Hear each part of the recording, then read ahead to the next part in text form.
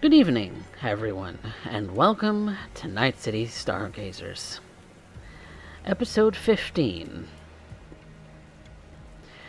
And where we had left off, our edge runners had finished up an evening of surveilling and confirming information given to them by one Marcus Calhoun, a executive for a subsidiary of Biotechnica, and a generous purchaser of cyberware and other sundry things from our good new friend Requiem.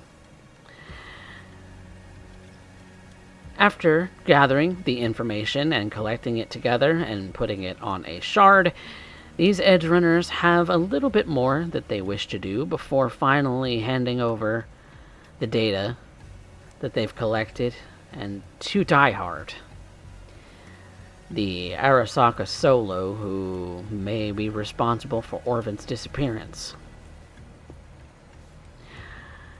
So, with that in mind, a new morning has dawned on Night City. The usual hubbub of advertisements and newsreels and articles in the scream sheets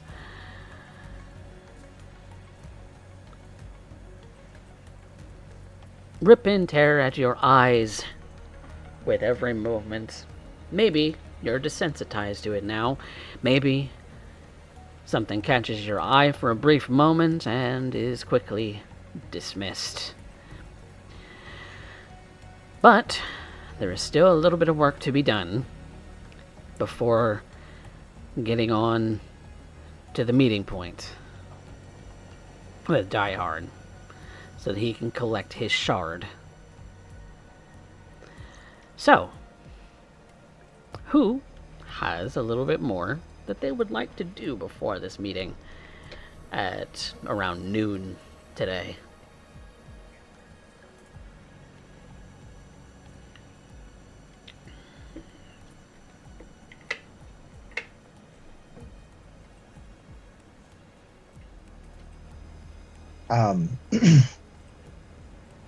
Lou is set at the table. She's sitting there with Sam, and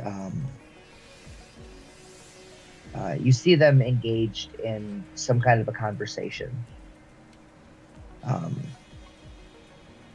Sam reaches over to shake her hand, and she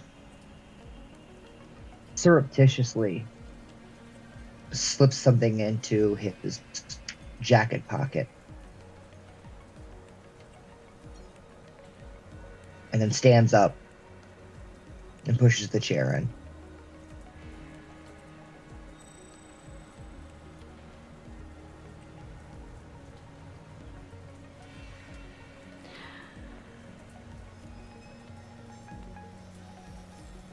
So what you got up to tonight?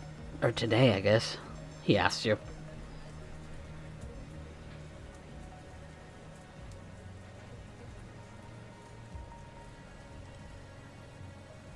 Okay, well, did you feel it that time or what? Like, I'm on pins and needles here.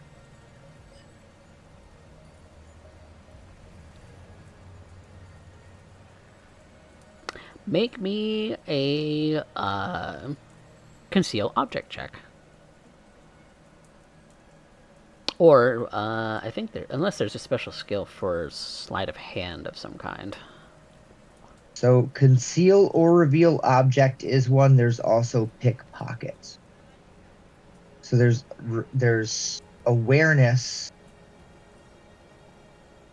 conceal or reveal object. Okay, then if you are placing an object, then I'm gonna call it a pickpocket check, and he's gonna do a reveal object. Okay. Which I'm just going to make a standard DC. Okay. That's actually pretty good. Let me... because I didn't load his stats into Roll20. I have them in my app.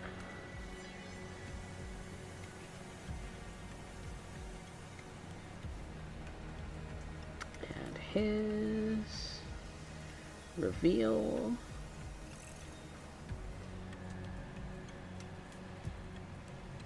What do you mean? He looks around. He starts feeling the pockets on his jacket. Clearly he didn't feel you inserting it into his pocket. So if he's checking his pockets, that must mean you got away with it. He digs his hand into It says his bottle pocket, cap, inside pocket. and he pulls out exactly what you put in his pocket. Well, shit. I didn't feel it that time. Okay, good.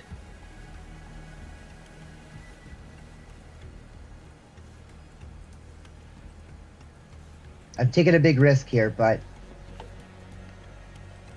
we gotta get more information on this diehard guy. Are you sure you want to go digging into him? He's digging in on us. He knows everything about us. More than we know about each other. And if he knows something about me, about who I used to be, I want to know what he knows.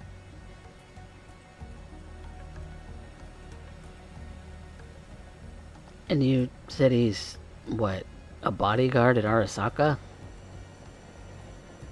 Or something? He's something. He's some kind of corpo. Corpo's got connections everywhere. He could have gotten rid of us anytime he wanted. For just knowing Orvin. He didn't. I think he sees some kind of value to us. At least for now. Or maybe he's the kind of psycho that toys with his prey or some shit. I don't know. Well, if he comes for us, I want to know when it's going to happen. Yeah, I mean... Or it happens. Obviously. Because I don't want anything happening to you. Sure as hell don't want anything happen to Jessica. Yeah, but who are we? We're nobodies. You have at least some reputation. Word's kind of been getting out, and, you know, people know you. At least around the Mega Block. Yeah, but that doesn't mean anything against Arasaka. No, I guess. You can wipe us out like shit stains under their heels. I guess you're still a nobody in that case. That's kind of the safest place to be, honestly.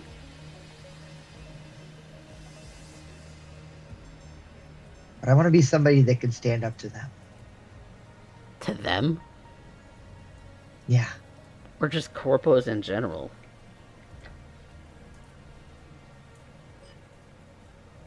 The whole damn thing, Sam.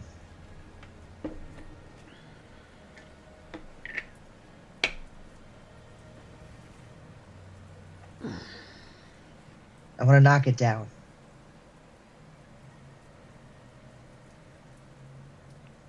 People have tried that. You know how the legends go. Yeah. There's got to be a way to do it right. Do it for good, Sam.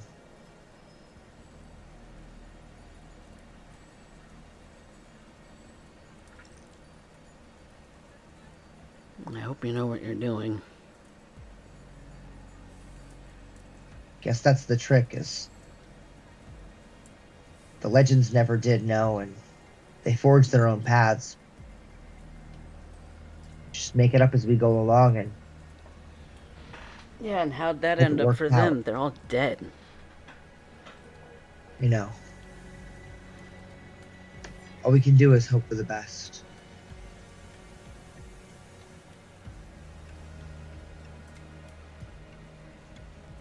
You just better not fucking die before you're fucking 30. Alright?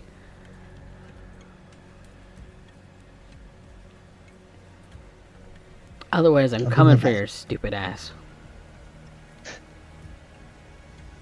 All right, Sam. 30 it is. Okay.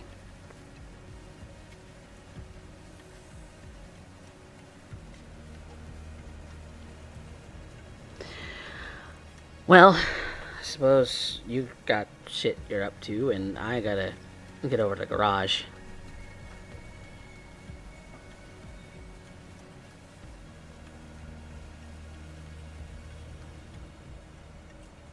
You gonna be alright for today? Or do you need a ride?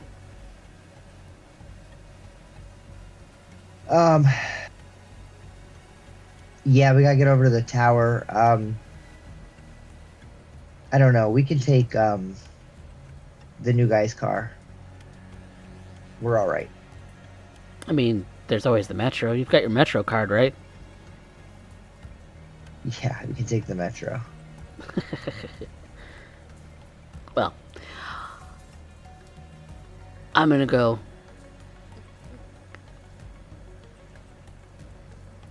I'll see you, okay? Yeah, see you later, Sam. And he goes over towards the door and starts to walk out of the apartment. Still hanging on to that bottle cap that you snuck into his pocket.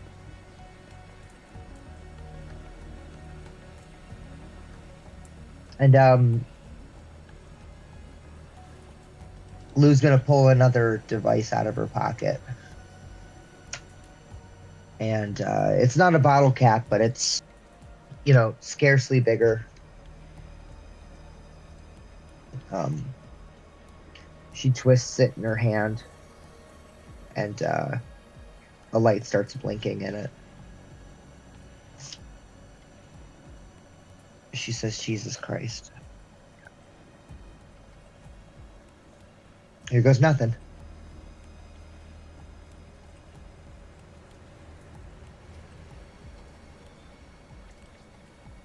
Okay.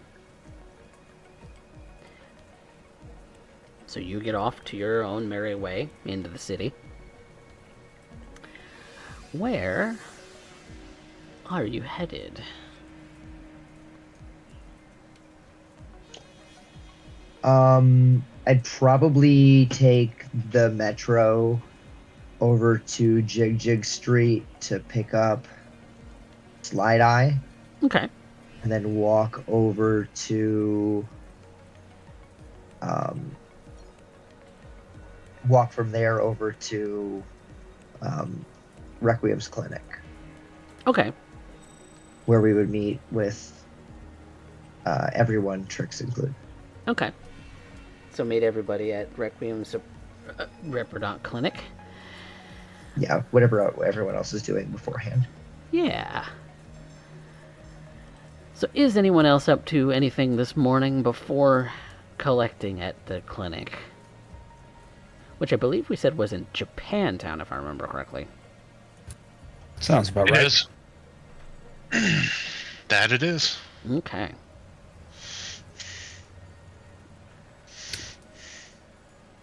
Slideye, Trix, Requiem, anything you're up to?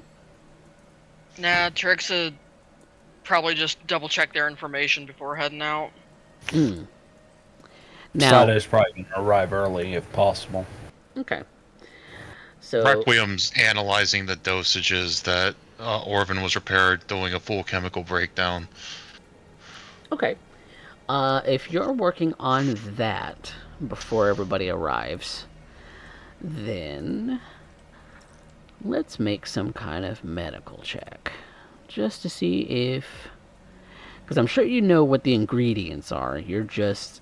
Because I think we've done that so far already. Now it's just a matter of creating dosages, which I think is something that MedTech specifically has ranks for. I think I gave I gave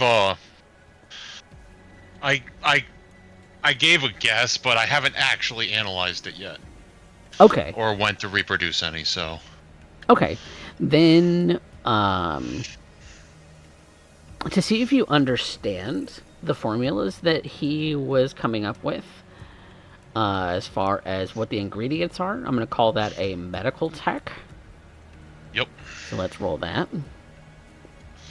Alright, so since I want to do this for Slideye and it's important, I'm going to commit 2 luck to it. Okay. Okay. 21. 21. Yep. So Orvin's notes are as far as the formulas that you've been observing or sort of analyzing in your, because you're at your clinic, I imagine, because this is where all the tools that you would have for medical tech stuff would be. You understand the ingredients and the measurements, but you know that with the measurements being very precise as they are, that it's very easy to mess up. So long as you have the recipe down to a T and you can multiply it as you see, as you can, then that's going to be should be easy peasy, right? You know, being a doctor. So having analyzed everything and understanding the amounts of ingredients that you would need, I'm going to say that there is going to be, so for the creation of pharmaceuticals, you have ranks in medtech for that, correct?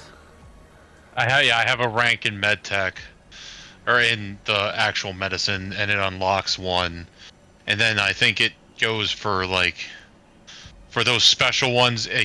The amount of doses per each time you craft is based off your role in medtech. Okay. Or off your points in medtech. So because you would be a rank 4 medtech, and you have 1 point in one of your points in pharmaceuticals, which means that you would have is that a +1 then to creation rolls? I think it goes up. It adds to your medtech rolls up to 10 points total. Okay. I think is what it was. Yeah. Last time I looked. I know that surgery it's 2 points per point that you put in surgery. Right. Up to 10. Okay, so you can have up to 10 points put in any of those skills. So the pharmaceutical skill would be a... Let's look at the rolls here. At rolls, because your roll ability for medtech is medicine. For every point you allocate to medical tech pharmaceuticals, you gain 1 point in the medical tech skill, up to 10 points. The medical tech skill is the tech skill used to operate, understand, and repair, other than vehicles, medical machinery.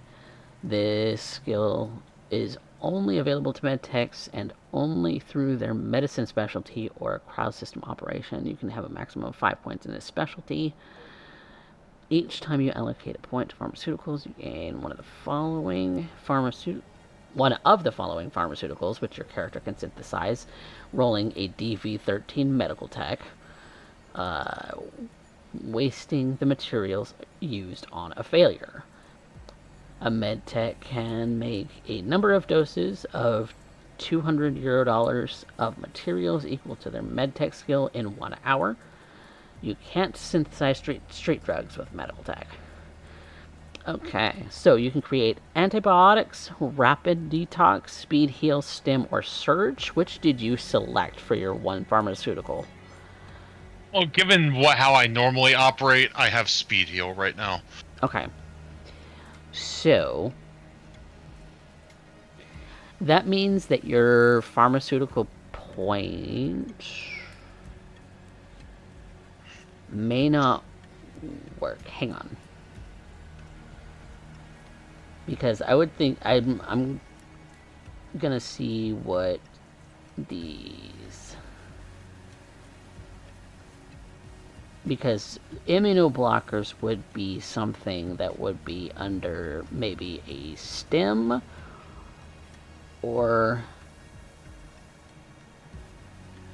a surge as far as classification. Because they don't heal, they don't provide antibiotics or anything like that. And it's not meant to excise poison. So yeah, I'm going to say that that an immunoblocker is going to be more of a stim type. And you don't have points in a stim type of pharmaceuticals. So you synthesizing this may be outside of your scope at the moment. Alright, well, I was going to be working on getting STEM next, so. Okay. Which is what I'm saving up points for. Okay. And then, yeah, so, Alright. and then the cost of a week's worth would be something I would consider €200. So,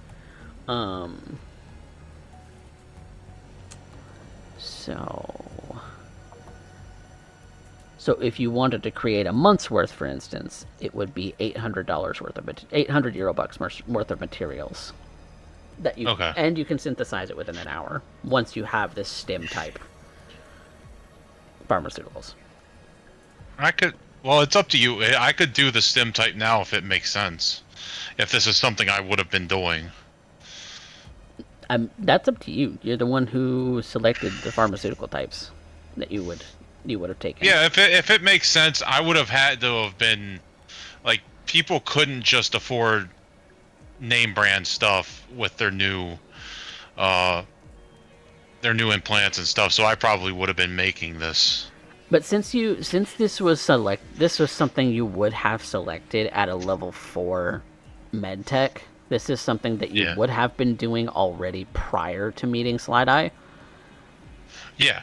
So that's what I was thinking. Like it would make sense since I'm shipping and replacing people's stuff that they would need a steady supply of this stuff. So if I can make it cheaper, then it makes sense. Yep. Because I can always, like, healing people when they're all kinds of fucked up. I got other checks for that instead of just wasting meds on them. Mm-hmm. So if it's more along the lines of this is pharmaceuticals that you know how to manufacture based on your prior, like your prior working before meeting up with the crew, antibiotic would actually make more sense because the target. A target who has already started naturally healing process gains an extra 2 hit points for every day for a week. That person can only benefit from 1 use of antibiotic at a time. So that may be something that would have been more appropriate to your job prior. Based on who you've been working on prior to this. You know what? That does make sense. Narratively, antibiotic makes more sense as your selection for pharmaceutical. You are not wrong, sir. And you having 3 points in surgery as part of your ranks makes a lot of sense. Yeah, I'll let me change that to antibiotic. Okay. Yeah. Be sure to. I'll do this in character. Okay. Okay. So you know the ingredients that you need. You just need the money to collect them, as well as the experience to synthesize them. So you don't have, unless you've got €800 to supply a month's worth of immunoblockers to Slideye, you might be sitting on that for a second. Yeah. Alright.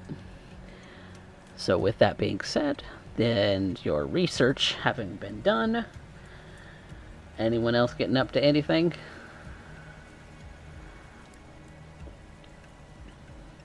Alright, then I think that beating up at the clinic, where we find Requiem doing his research as is appropriate to his occupation, is where you all will meet up for the before the drop, which is, it's probably about 11 a.m. by this point.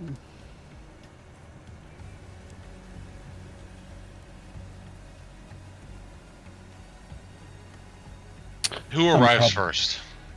That would be definitely Slideye. Slideye has very little things that need to get in the way, and well, she's very much a focus on the job kind of gal. And Lou probably would have met you up, and walked with you. That's right, Lou is coming in. Yep, Lou was meeting up with you first. I think you probably beat Lou. I think that Lou wanted to, or probably planned on it, but I feel like maybe you just beat her there.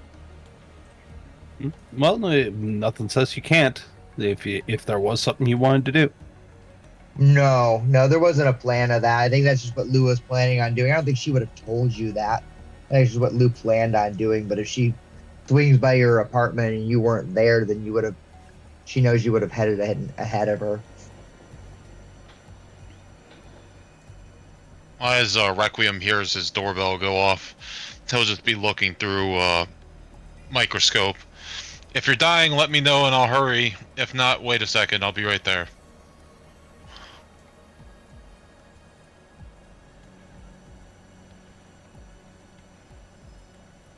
Sounds like there's no emergency. You wait for a moment, you finish up Requiem, and Slideye is there in the lobby. Ah. What's up, Doc? Please, come in. I just finished analyzing the doses that you gave me. This class of drug, I've never really dealt with this family, so I'll have to do a little more research, but I have the basic measurements down.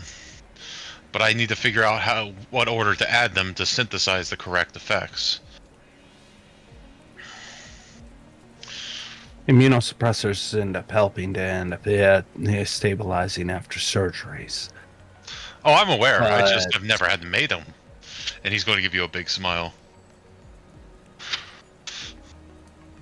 The problem being isn't the immunosuppression part, it's the having to end up dealing with the antipsychotic part.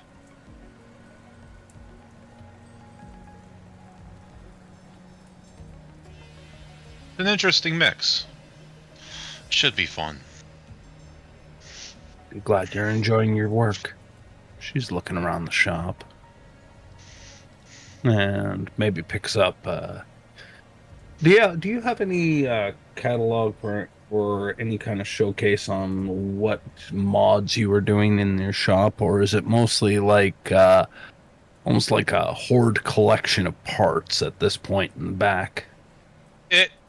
So there is, hanging over in the corner are some pretty standard, relatively cheap options.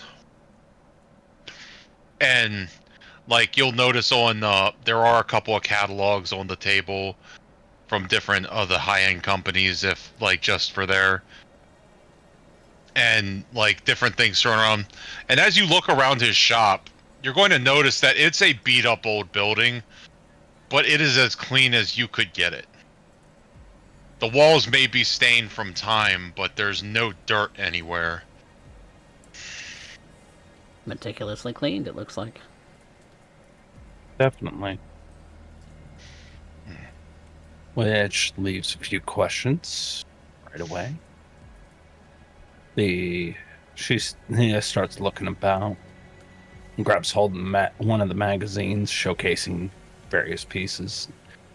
She flips through it like as if she's read this same issue 1,000 times. And I imagine you're just carrying a lot of old stuff, as you're probably not always buying the newest stuff from Chip and Gone. So when she does so, she flips to a few pieces and gestures. Having done any work with subdermal? A couple of times. And he'll name off the model numbers that he's installed. Anything in shop? No, but I can call my supplier. Stuff like that. Well, Yeah, well, I you don't keep the expensive stuff in here with how many times people try to rob it. Certainly. Makes sense. Need replacement for subdermal armor. Mine's starting to short. Okay. And Requiem will sit down and slide up on one of those doctor stools and start punching into his computer and bring you up the options that has access to. Okay. And she starts listing off parts, and when she's doing so, you might get this strange impression that she's very particular make and model number.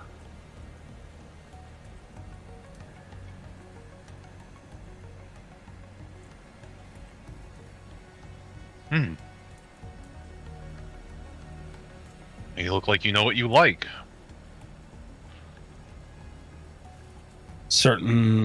Statistically speaking, a handful of models have been showcased to end up leading to issues. As much as most people don't care for the T10Xs as a blade, mostly due to the fact that the blade itself isn't as elegant. Everybody else wants everything that glows and looks flashy. They, statistically speaking, have been found in the least amount of cyberpsychosis cases that you can end up finding.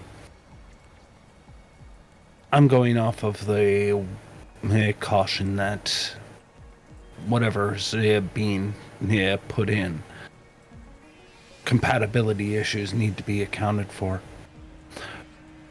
Though, then again, that might be just hoping against hope. Besides, you want me around for the job. Also means that it's going to end up dealing with, a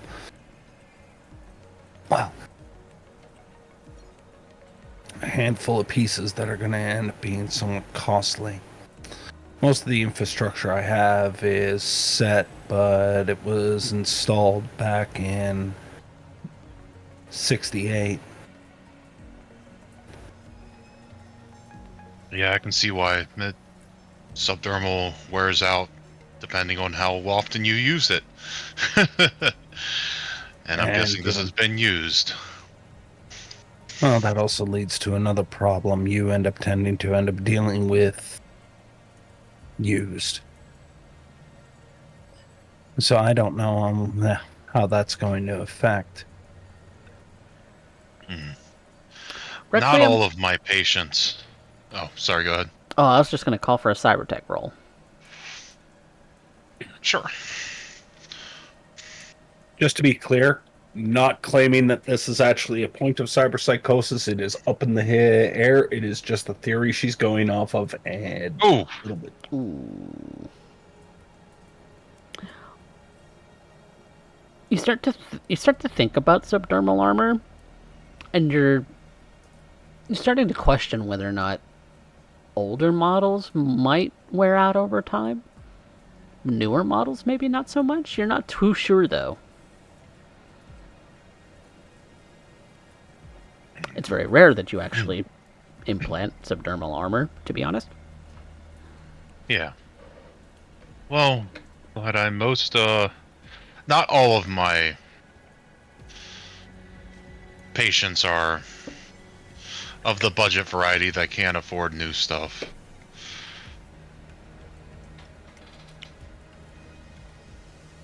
But Didn't mean to end up insulting that point. I'm just asking because I want to end up seeing if you can be trusted. At the very least, I'd like to know what kind of work you're here doing. That, and I need to end up keeping some of this quiet. well, So I'd like to test your discretion. I will have to contact the local warehouse and get them to deliver. And I'll list off the price of whatever it costs. 1,000 eddies. They usually are very quick.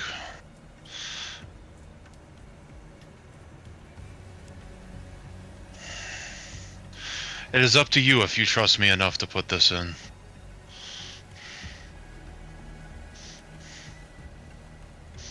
Yeah. Well, currently on a shopping list at this point because big job's going to be coming up after tonight. Like to be on the ready. Figure out what else can be hot swapped in. Yeah, I'm probably going to get some upgrades soon too. Well, I guess I shouldn't be surprised. Ripperdoc is looking to get chipped himself. What took so long? I have a feeling that I'm going to be getting into a different caliber of jobs with you guys. What I have now has been sufficient to keep things afloat, but I think it's time to bite the bullet.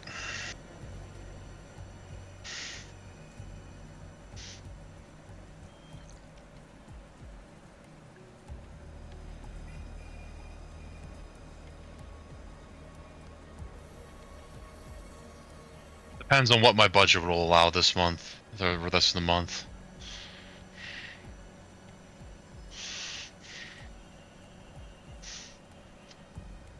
But do you want me to order this for you? I'll get you a list. Okay. And if it makes you feel better, you can have one of the girls come and watch me. No. They shouldn't know the specs. Understood. In that case, no one but me and you will.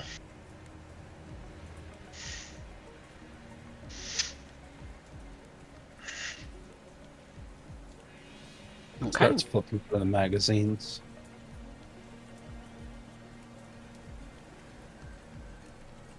Now, to kind of pull this a little out of character at the moment, Slideye, are you looking to have anything installed as of right now?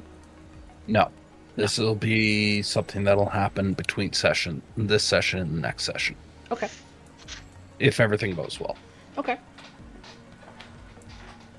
Because if you have something that you want to go ahead and get now, we can definitely roleplay into that, and put it on your character sheet now. So that's really up to you if you've got the money to spend on it. Money to spend, time, no. We got a meeting to end up getting to.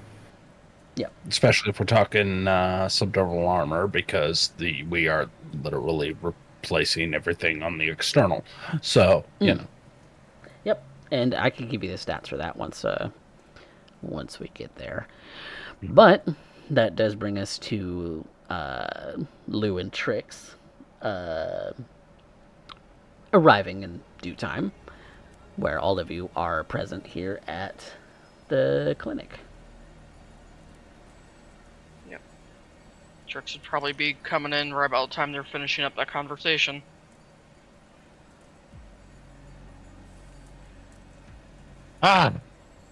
Trix. How's it going? Yeah. Pretty much the same.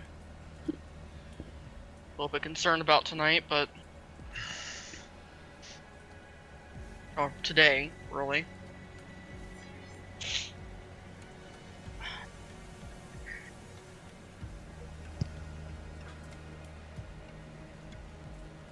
I'm sure we'll be fine.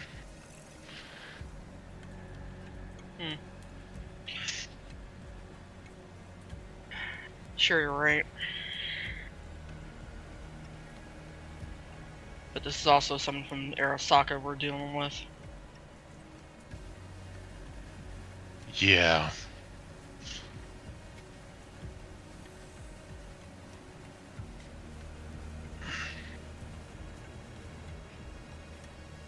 Well, Seen Lou yet? no. Well, Lou Hell, just I walked figured she in. would be here. There she is. Speak of the devil.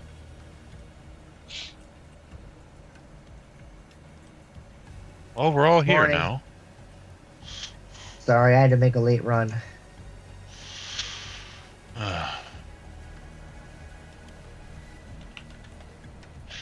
And he's going to walk up to you, Lou, and probably like tilt your head up and like pull out his pen light and look at your eyes and check them. How have you been healing up? Yeah, good. Hanging in there. Thanks, Doc. Good, good, good.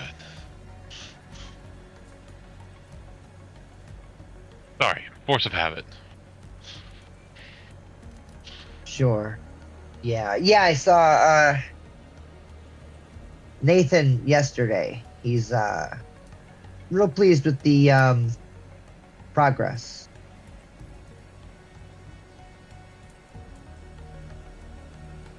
Good. Can't have our fixer going down on us.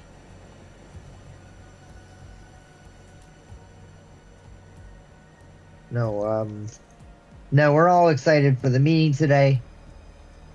Got something real special planned for our pal Ebenezer.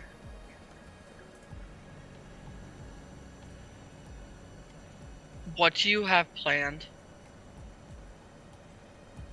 What?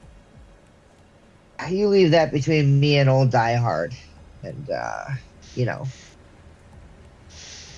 maybe just get us a good old bonus and move on from there.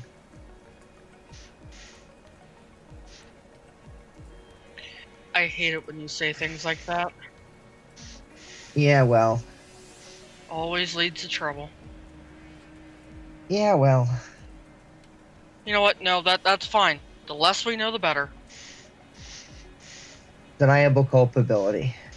That is the trick.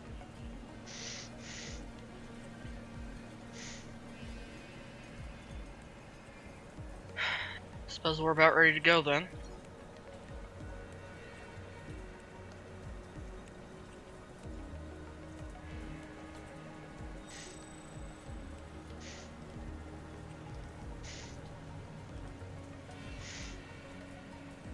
Well, let's boogie.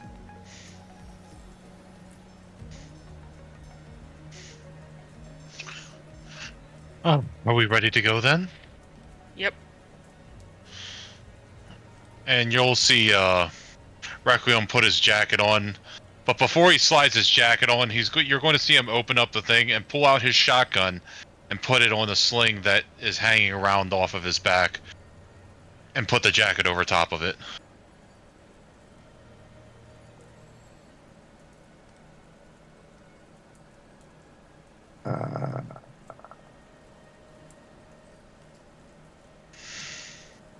Yeah, Good right. luck getting Fair started enough. with that. Fair play.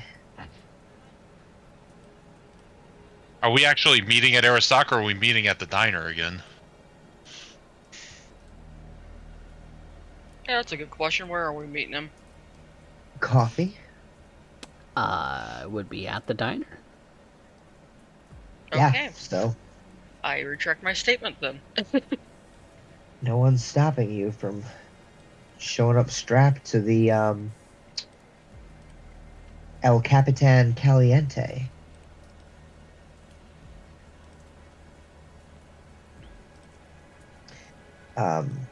Lou does stop in the door after everyone else passes and stops at Requiem. She does say,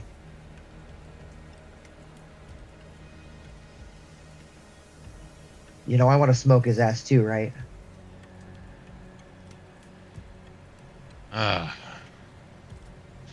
He'll get what's coming to him one day. I'm sure. But not today, right? Until then, just keep smiling. And you'll just see him get the big grin on his face. She smiles back, showing her, platinum plated teeth. She says, "That's right, pal. Choom. You keep that right attitude. We'll go far in this world together." And he'll just kind of like lock the door behind and escort you to the car. Oh yeah, she sticks out her elbow for him and everything. I figured I either would stick out my elbow or throw an arm around your shoulders and start walking the thing, laughing and smiling.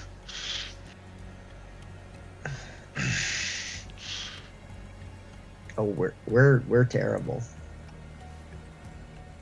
Indeed you are.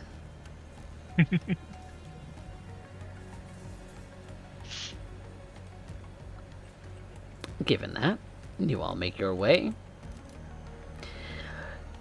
towards the city center, where you find a branch of El Capitan Caliente to meet up with your good friend, Die Hard. He did say around noon, which would be about when he would be devouring some lunch, potentially. And, wouldn't you know, he's already here.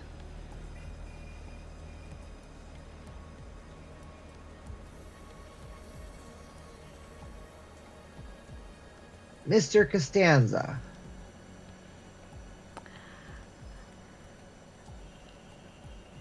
Lou, was it? The one and only. Well, you caught me in the middle of my lunch. I was expecting you a little bit more on the hour. You know, you early types. I got the whole crew with you, too. Ain't that something? You'll have to forgive me. Child of divorce.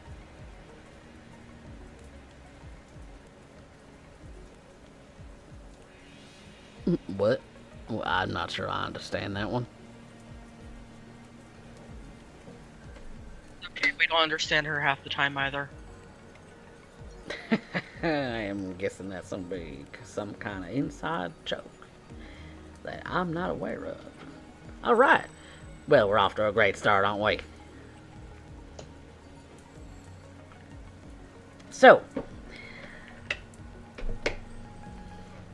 did you get what I asked for?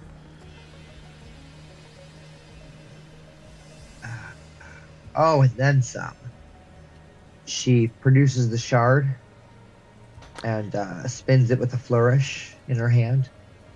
He takes it after having taken a big bite of some burrito of some kind. Takes it and kind of inspects it. Alright. I hope you don't mind. I'm not going to slot this just yet. Because I don't know what kind of viruses you might have put on the thing. I need to do some scans. And so Requiem will just grab it or take it and stick it in his head first. And then pull it out and hand it back to him. Is that supposed to be some kind of show of trust? Yeah, there's no bullet in the chamber. If there was, it just went in my head. Well, you kind of wasted everybody's time doing that now, did you? He pulls out this, pulls up this sort of like laptop briefcase. He opens it up and slops the shard in it.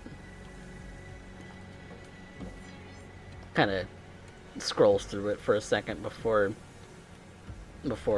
closing the laptop and making sure that the case is locked. All right. Virus scan came up clean. Mighty good work, I guess. Now, you delivered and did exactly as I asked. From the number of files in that directory, I can guess that you came up with a lot of information. I look forward to digging through all of it and finding out some juicy details. So, that leads me to your payment.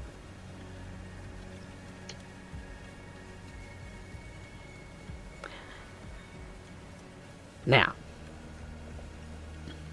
my boss, who it was so kind as to put this information seeking onto me, and I put that information seeking onto you. One palm greases the other, as they say. As they say, yeah. So, with that being said, how about a 70-30 split? I'm serving a 70 for us, of course.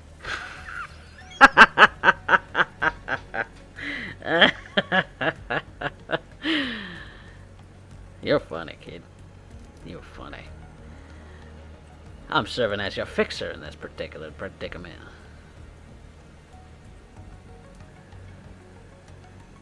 Fixers always take their cut first.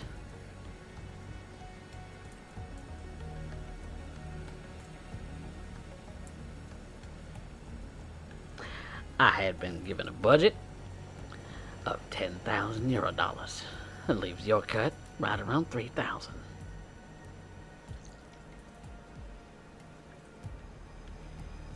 I think that's a fair shake of a deal, don't you think? I think you're gonna have to put another 20% on that shake there, Costanza. If you want to make a fair shake out of it. And why would I do that? Because my fixer rank is higher than yours, and if we roll for it, I'm gonna win.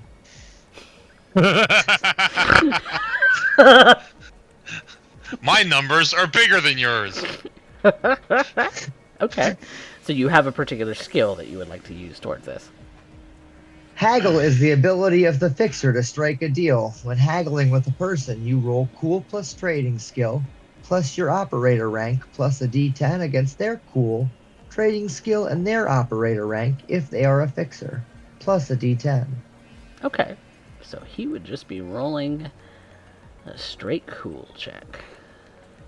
Haha! He bluffed, and he lost. Well, he said he would yeah. be acting as a fixer, not that he was a fixer. Yeah. We'll wait until the rolls go through, okay? This can go south very fucking quickly. We know this. Absolutely. If last week has taught us anything. Let's see. Does he have trading? Yes, he does. So he has a D10 plus trading, which is So my roll is going to get a 5 added to it. okay for your fixer rank. Okay. My trading roll is going to get a +5. Ooh, that's a nice roll. So glad to hear that. So I get the 70, right? See? Okay. So No, per the rules, I get a 20% bonus, which Okay. puts me to 50-50, right? yeah, because I think that was the negotiation here. Okay, so We started at 30. Beautiful. Mwah. Mwah. well, 20% bonus on top of what was promised would be upping 20% it to of 40. Which Yeah, you are successful on your roll for, but how does this look when Lou does this? Lou, I feel like it was pretty much as it went. You know, she said, "We did the work. We want the pay." Like literally, she said, "I want 20% more." I Okay. think you owe us 50-50 for this. Mm-hmm. And like, cause that's just how you negotiate that. Yeah. You know, he said, we'll split it 70-30. She said, no, we'll split it 50-50, motherfucker. and then the next split is, okay, 60-40. 60-40. And that's what Which is, he comes back to you with, and then he relents at the 60-40. Would you agree? yeah, I mean, it's 60-40, take it or leave it, right? Yeah. All right. And then she reaches out her hand to shake us. And he reaches out his big, both metallic and meaty hand to yours, which is probably, given his size, about twice the size of yours. And She starts shaking his, gives you a very, very firm handshake. She's gonna take both hands, and she's also gonna try to plant the bug. Okay. That is going to be your pickpocket. Yep, we're gonna throw all 3 luck at this. Okay. And we will see if he can reveal it immediately.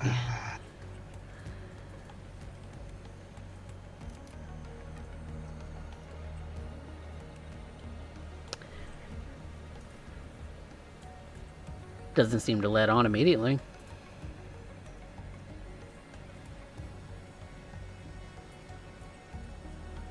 Alright.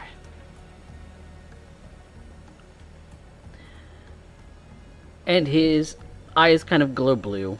And Lou, you see on your display, on your optics, that your bank account now has 4,000 euro dollars in it.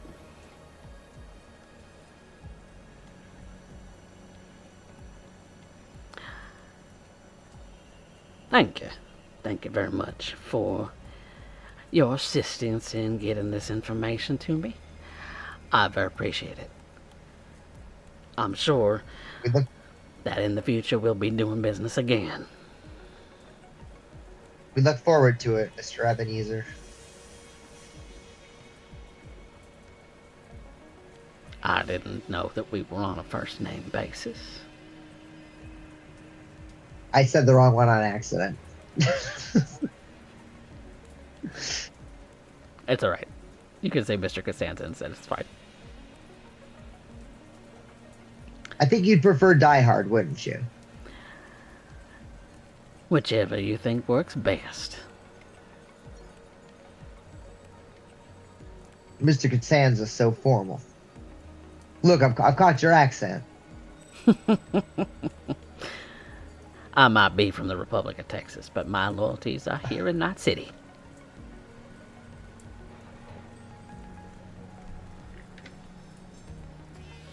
I was wondering why you were named after my favorite Christmas movie. There's some debate about that one.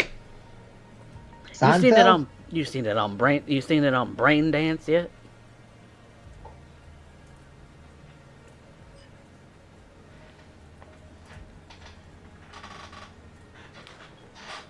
He's talking to you. No, I'm not. No, I literally just shoved like 2 or 3 chips into my mouth after saying that as a joke. Did not expect an immediate response. You're in character, dipshit. I'm eating nachos in character. Leave me alone. Okay. No, I have not. But I've been meaning to. You know, you can't beat the classics sometimes. Then you're way behind the times, my man. Because when you're watching Bruce Willis and you're feeling like Bruce Willis in that moment, glass shards and everything. That does You really sound think it's a interesting. Christmas movie just because it happens during Christmas? That is the definition of a Christmas movie. I don't think so. I think a Christmas movie has to, you know, be about the spirit of Christmas. Giving, receiving. He Changing definitely hearts and gives a minds. lot. And changes hearts and minds. No. Put some of them all over the wall behind them. Yeah. 100 years later, and there's Maybe still a hot debate. purist. Maybe I'm a purist. Are we just like hanging out now, or No, Well, I think we should let him. I'm Finish finishing his up my meal. lunch. You all can get about your business if you see fit. well, I I got mean, some reading. he's got nachos now. I mean, you ordered nachos, so are we staying for nachos? The best part about these, and he'll stand up and hold them, they're portable. And he'll walk out the door. Walking nachos, Jesus Christ. People do it with noodle cups all the time. Yeah, you're not wrong. Okay, see you later. Thank you. Have a pleasant day. God willing, to the creek don't rise.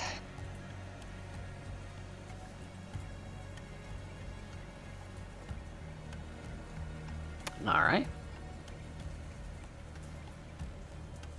Leaving you all to leave behind Mr. Ebenezer Costanza.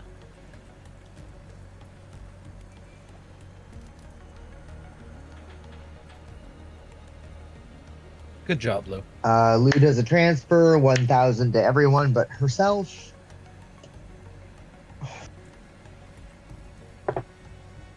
Lou, Mhm. what's going on? Yeah, what's up? What are you talking about? What's going on? I understand I don't exactly serve as an Arasaka accountant, but the math ain't mathin'. How do you mean what now?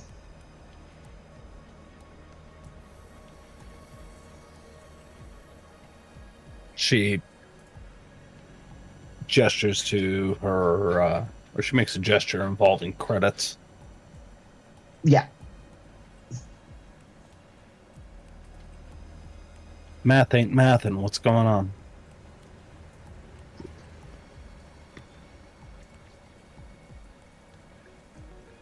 What's the problem?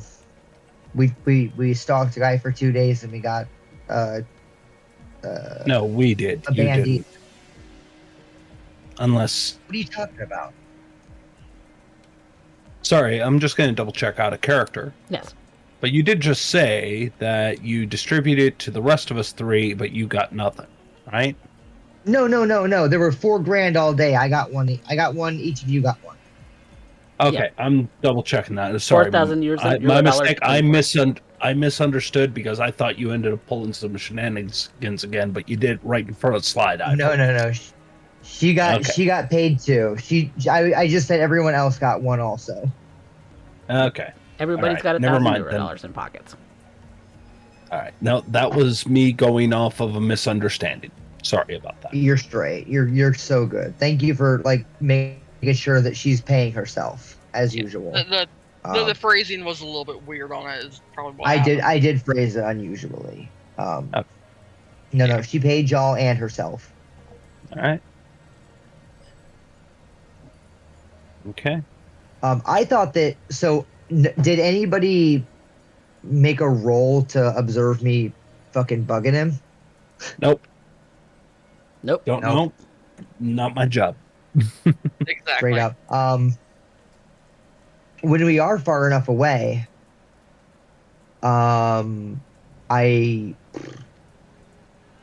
Trix isn't in the fucking car. Yeah, I guess I call Trix. I didn't do it. Trix.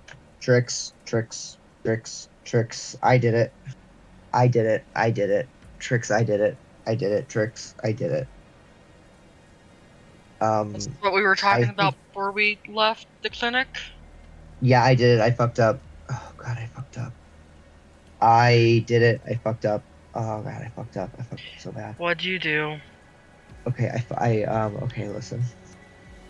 I practiced. I got really good. I was already pretty good at it, but I thought I was ready. I thought I could do it. I practiced all morning. I practiced some last night, but I Lou, practiced all morning Lou, with you're Sam. rambling. I got it. I know I got it. Linear storytelling is not my strength. I tried to bug Costanza. I bugged Die What Hard. do you mean tried? Well, listen, Did he spot you? I He didn't let on. think he caught me. I think he caught me. I think he caught me. I think he caught me. I think he caught me. I think he caught me. Lou, why? Why? Why? What? Why? Which? What? What? Why? Why would you even think that that was a good idea? Well, he's been watching and bugging and watching and finding out everything about us. So I thought I would bug him so I could find out about us. It's a little, reverse espionage action. Act. A little COINTELPRO, right? So, basically, you wanted to find out what he has on us. Yes. Mm-hmm. You're not wrong to do so. Yeah. I But thought it you was a think smart you've- move. But you feel like you failed in the attempt. I got the bug on him. He's got the bug on him for sure. He didn't react. But I feel like it was in his field of view. I feel like it was in his Lou? sensors. I feel like it was within his sensors or something. It was really hard to tell. There was so much going on. Lou, Yeah. you did good. Okay.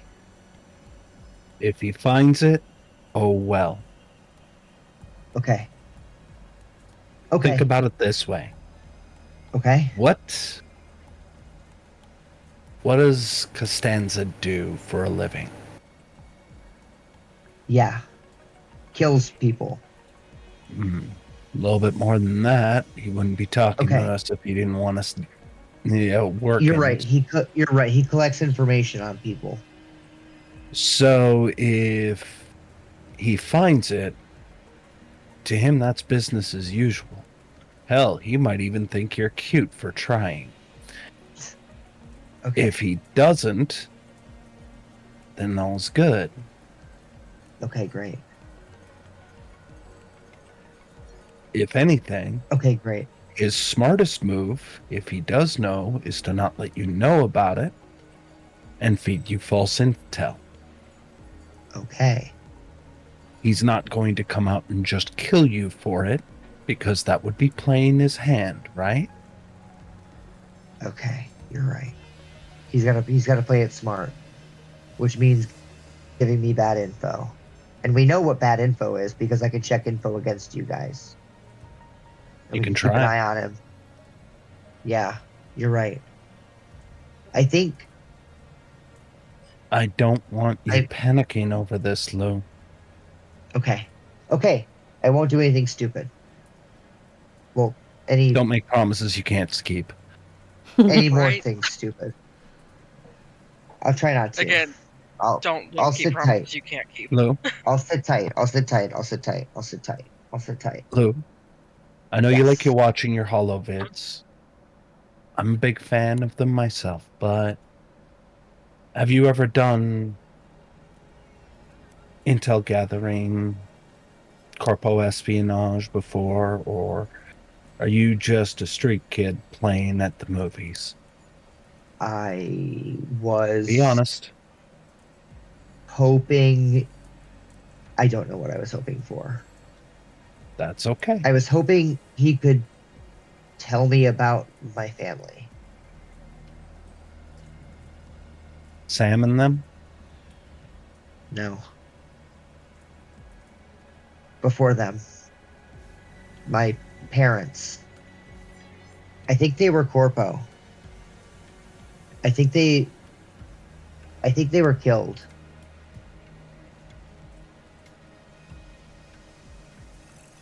I think it was some kind of coup. I don't know what. I don't really remember. After the accident, I kind of remembered some of it, and I found some documents with my real name on it. And I know that he found all that information on you guys, and I thought maybe he'd find information on me too, so I thought maybe this would be a good way to find out, you know, who they were, my parents. Maybe.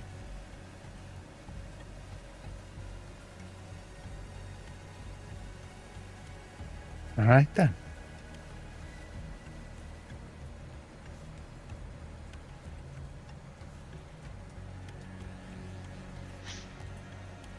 I can understand that. It's important to know where you come from and why. And more importantly, to find out who did this and fucking burn them for what they did. This? Yeah. The people who put me in the street. People who took my life from me.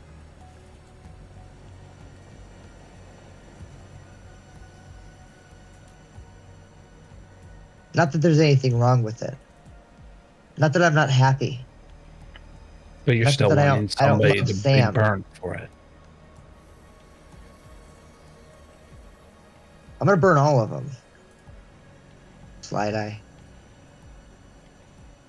And not just for me though.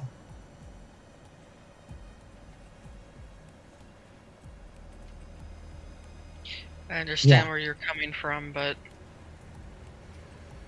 are you sure it's not just for yourself?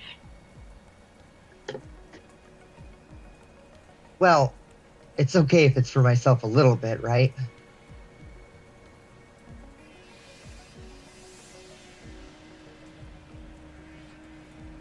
When you got time, call me on the holo.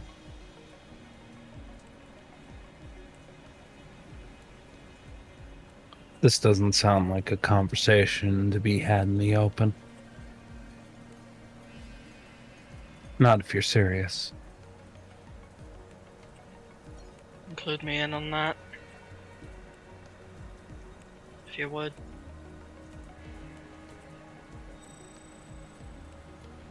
And Requiem's going to make a call. And, like, I can do that where I can make a call and talk in my head, right? Yeah. I'm going to call Trix.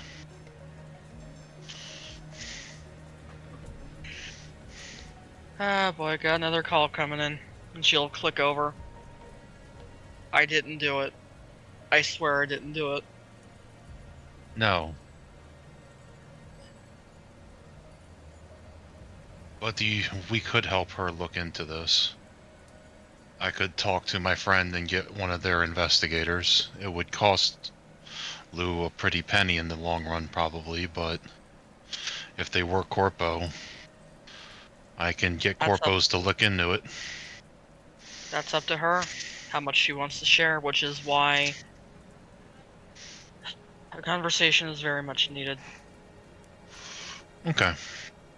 But not here in the open. Especially not in cars.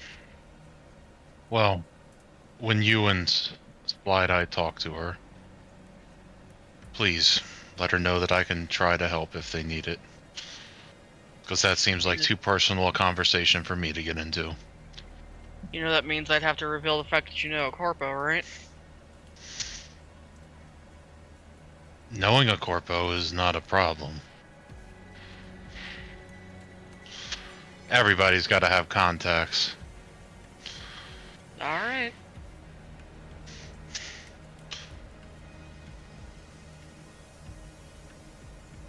I'll let her know.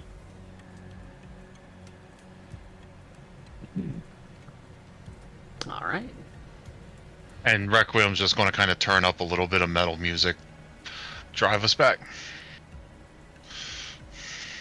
All right. So where y'all headed? Probably back. Did you guys want to go anywhere specific?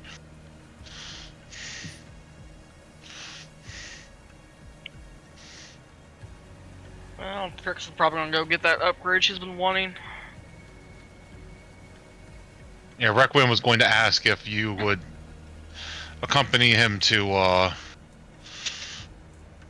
Nathan's place. the Ripperdoc place. Hmm. Well, that's where she's heading anyway. Because he's probably not Okay. going to be in the mood to drive directly after getting some new cyberware installed, because it'll probably still hurt. Oh, I can drive. Let Lou take care of you for a change. Are you old enough to drive? No, but it hasn't stopped her yet. She's old enough Fair. to fucking drive. You can drive. You can drive. Legally. Drive. Well, that's another issue. No, it's Sam that's barely legal to drive. Yeah. Barely legal. Requiem just has a shit-eating grin. He's just stirring the pot. I can drive the damn car. Piece of shit ass punk. I can drive. I can burn motherfuckers. I can do lots of shit. Show you motherfuckers. Well, sounds like Trix and Lou and Requiem are all going to Nathan's. Is Slideye going along? I'll be going in. Okay. So everybody's going along to Nathan's Ripperdoc. Woo. Woo!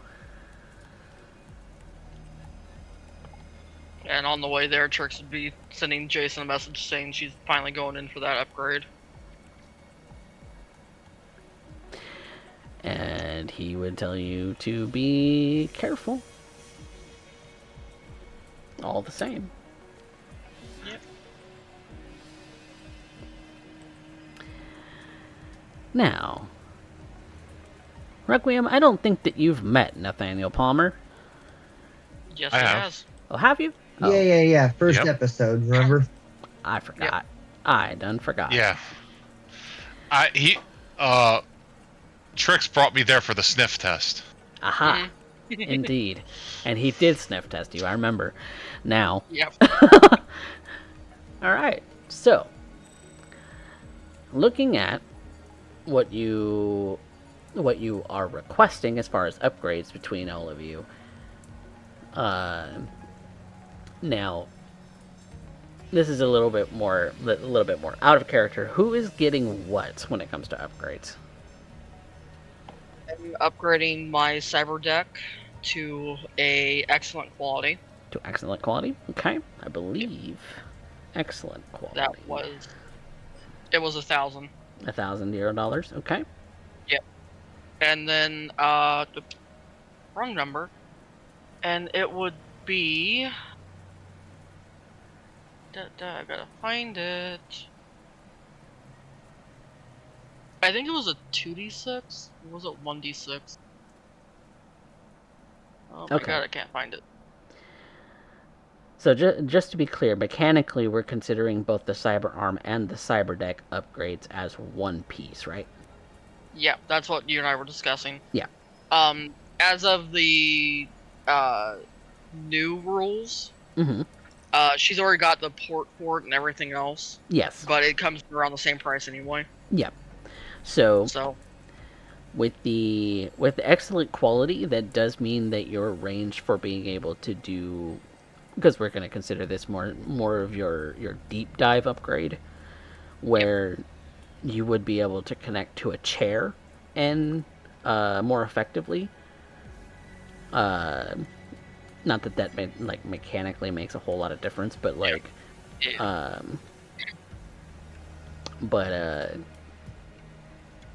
see. does a... 'cause I don't really... Well, I'm looking at my app anyway, but like... Yeah. Excellent quality CyberDerek. Is that a particular CyberDerek that you... I don't think it's particular. Let's see. I've got the core book up. What page is it? I find that on... the CyberDerek stuff is on like 196. It's just 1,000 eddies, 9 slots for programs and hardware. Okay, so excellent quality. It upgrades you from 7 slots to 9? Yep. Okay. Yep. So you'll have 9 slots for CyberDerek hardware and software? Yep. Which I didn't know CyberDerek hardware was a thing until recently. Yep, I was looking at that this morning too. Because that's Things a whole like- thing. Yeah. So I don't know if you want to do it as the full 3d6 humanity loss, or if you just want to stick to the 1d6 for the CyberDerek, considering she already had the port. I'm fine either way. So yeah, I think I'm just going to call for 1d6 because you have already taken the humanity loss for your existing CyberDerek, and this is just an upgrade to that. Okay. Here is praying for a low number. Hey! Only 2. Take that. There you go. Not too shabby, not too shabby. Now, are you also getting any new software or hardware for your CyberDerek? Not currently. Not currently. Okay. So this just means that you have some extra slots to res and install additional things at a time. If you already have like more than 7 pieces. So Requiem, I know you had something on your shopping list. A CyberDerek is pretty readily available. So that's because of Nathaniel's son always needing, the latest and greatest in decks. So Requiem, you're looking for gorilla arms.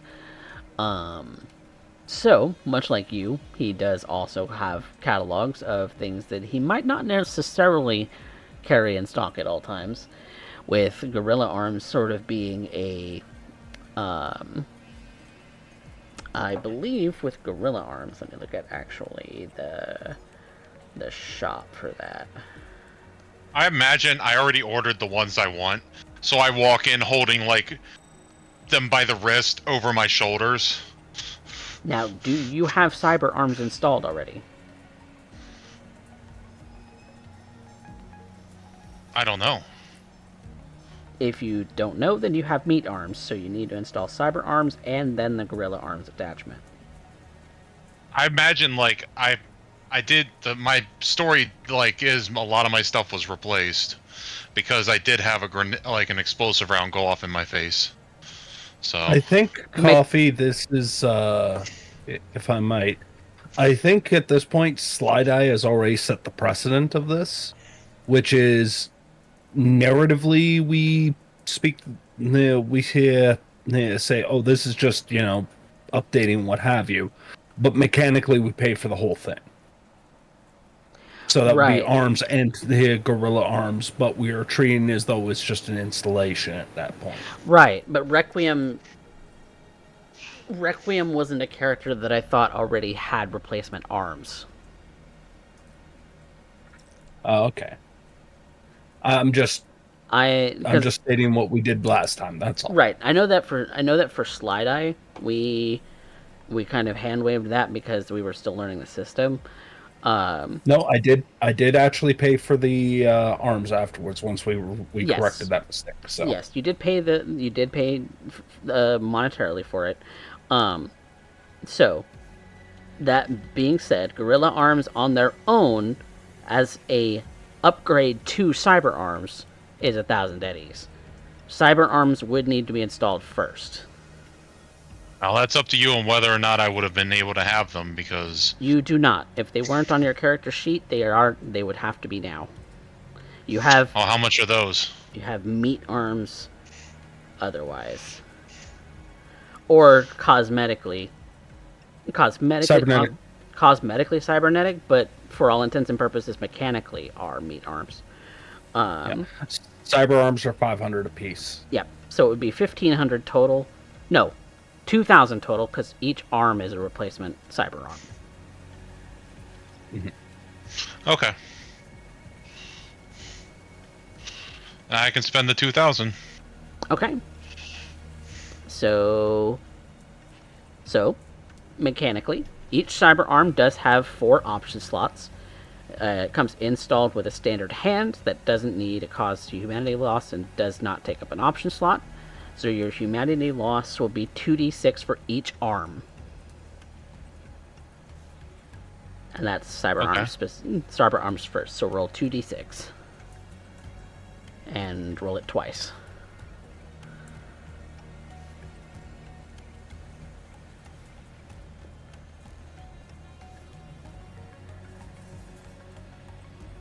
Okay, so you take 15 total for the cyber arms to get them replaced.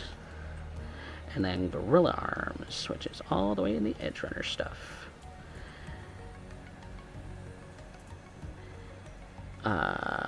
You're talking about the gorilla arms being in there? Yes. So gorilla arms, 1,000 apiece, requires 2 cybernetic cyber arm option slots apiece. Yep. Humanity loss is 14, 4d6. 4d6, yep. The user may wield these weapons in the arm's hand as if they had a body 11. When purchased twice and installed in 2 separate cyber arms, the user can also pry open doors, /move thick cover, choke, and slam as if their body had 11. So it would be 4d6 for each gorilla arm. Alright, this is going to hurt. Oh my goodness. Oh. Oop, that's 14 on 14? the first one. That's average. You're good. And 12 on the second one. Hey, below average. Nice. Nice. Now, humanity is something you can recover with therapy. In case you didn't know that already, CJ. I did not. I was going to eventually ask that. Yep, that is something that is recoverable mechanically, which we can do on screen, but mostly is off screen in the event that we want to look into that. But when it comes to recovering, there's a lot of different options in the book for recovering humanity, but we'll suffice it to say that there is therapies for you to be able to do so. And was there anything else cyberware related that you were wanting to get? No, that's enough Chrome for me. I am not going the way of David. Nope. You were pretty Not damn yet. close, though. 15. Well, I didn't know I had to get... I didn't know that I didn't have base. I thought, like, Nope. that it, like, all came in, so... Nope. If your character did not start with cyber arms at the character creation, you do not have them currently. And so you do have, like Slideye, narratively, she has a lot of things replaced, such as her legs, such as part of her body, such as her arms, but that's all cosmetic. Mechanically, for all intents and purposes, whether you have had your limbs replaced or not, mechanically they count as meat. Since we are playing in 2074. As in, you can have things that are installed in meat arms in them, but you would have to have cyber arms to do anything of other significant cyberware. Yeah, that's fine. Outside of maybe eventually getting subdermal armor, just so I don't have to wear armor. Now, that with subdermal armor, I know that Slideye had that on her docket. Yeah. That is something that we could go ahead and implement and roll now, if you would like. That has a stopping power of 11. It does ablate, but does repair ablation 1 per day for each day of rest. So if you're healing hit points, you also heal stopping power. So that is something we can go ahead and take care of as well. Just because we're doing all of the cyberware stuff right now.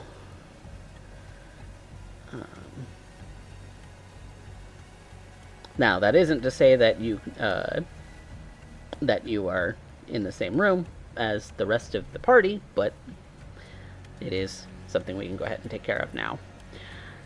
So, that is also 4d6 as far as humanity loss and 1,000 eddies.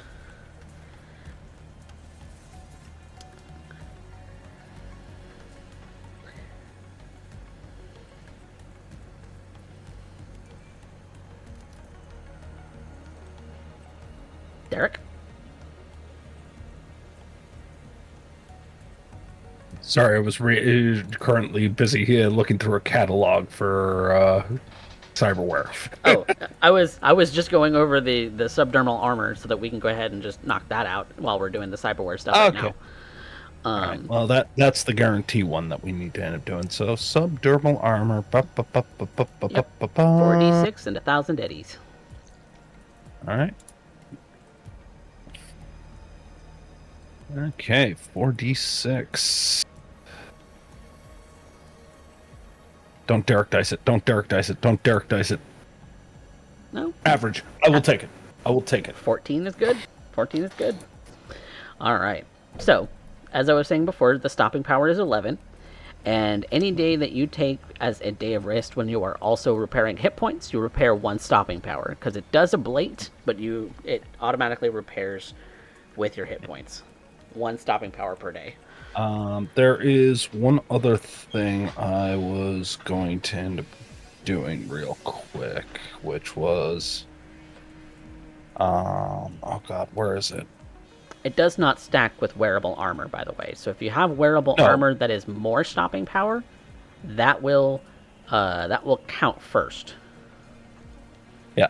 No, I was looking for, because there was an add-on I remember that you can pick up that effectively makes it so it's not obvious that they're that it's not obvious that they are augmentations. But I can't remember what the heck it was. We're not talking about subdermal pockets, are we? No. But you know what? I'll hold off on that for now. Is that something more like real skin? Might be real skin. Real skin covering?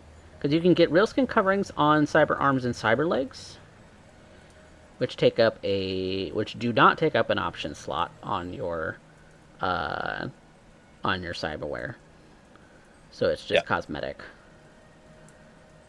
So not take up an option slot. Yeah. So that was the idea. Okay. So that'll be. Because real skin on cyber arms or on cyber legs, you do not show any sign for subdermal armor that you are armored. Mm-hmm. Because it's subdermal, obviously. Yeah. But if you wanted basically more concealing power of your other and future augmentations, that's what you need to take, and that was the hope. Yeah, so if you wanted it to be more hidden that your mantis blade is something that you carry, though it pops out. That's the idea. Yeah, it. It's 500 per limb. Yeah. And So- it's 2d6. No, it's not.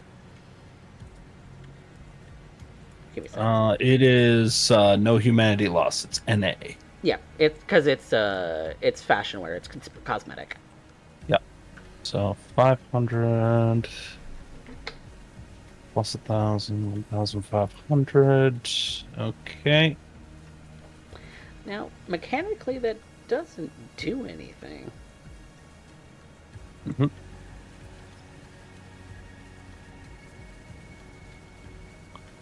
Mechanically, it doesn't do anything. Psychologically, it does something huge. Okay. Okay, so give us an idea as to when Slideye is kind of getting this subdermal armor put in, as well as this real skin coating on her mantis blade arm. What's going through her head in that moment?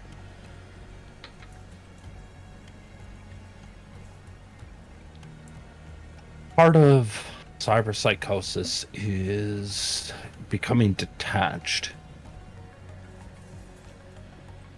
It's not enough to just look at this arm and realize that it's a weapon. I need to recognize this as me. I need to, and I can't.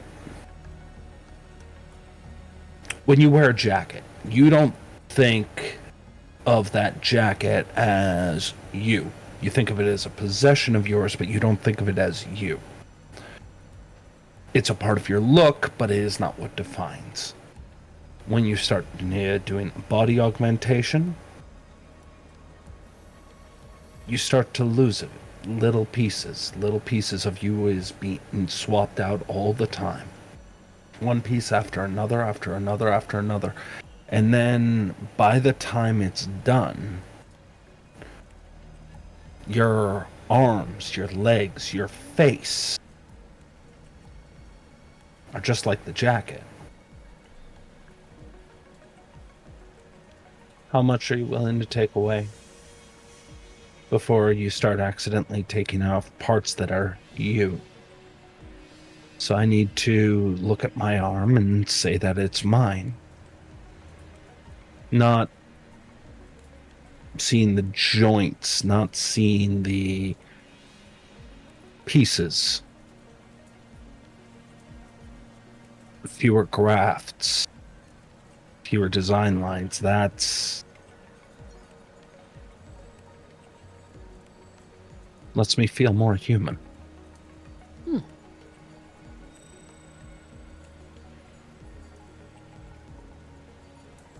In fact, I would even say that that's a step in Slideye's recovery process. I'm willing to let you recover a d6 for that. I will end up taking. Ooh. Hey, for once, yes, I will take it. I will take it. 6 on a d6. Holy shit. I don't.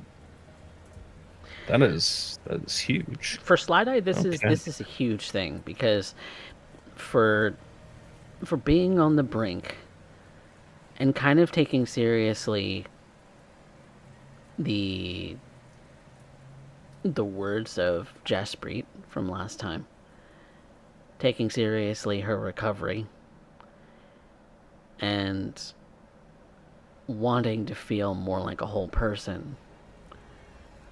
Yeah, I would say that that's a step in the right direction for Slideye specifically. So, yeah. That's why I'm granting you humanity recovery as part of this. Is it right if I say something? Go ahead. You'd be Okay. the doctor installing this. Yeah, I was about to say, I want to make sure. As you're coming to, Slideye, you'll just see Requiem looking over top of you. Alright, take it slow. Everything went off without a hitch.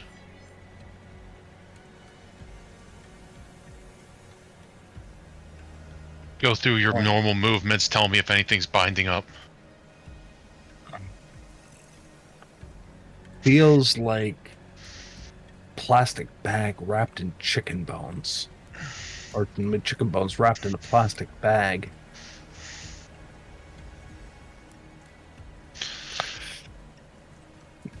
She looks at her hand, looks at the elbow joint. Deploys the hair mantis blade out of her forearm, sees it near jut out.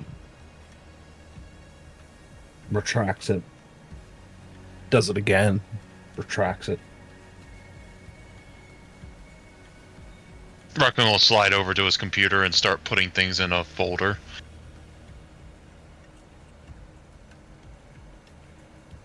And he'll slide back over to your side. How's it feel?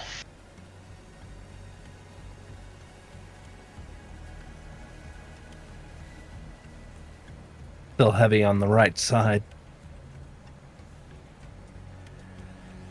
I don't know if that feeling's ever going to go away.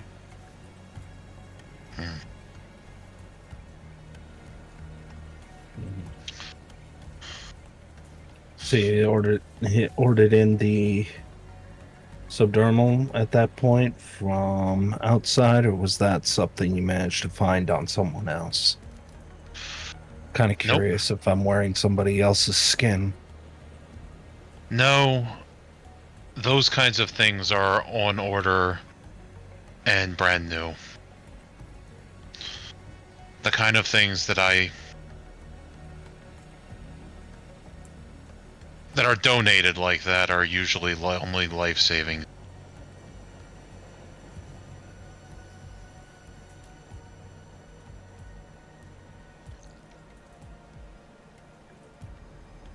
Not too bad, Doc. Not too bad. And he'll as he scoots up, he's going to hand you a manila folder.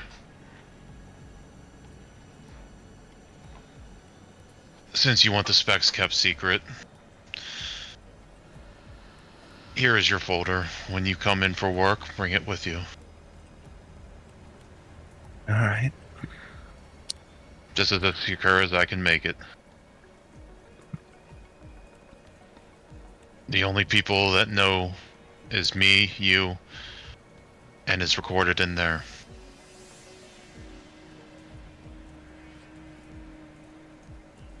I have a lot of work to still do.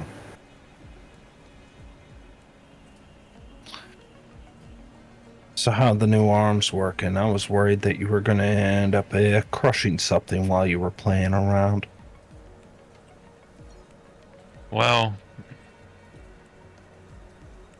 it's very strange that unless you want to crush something, they act like normal.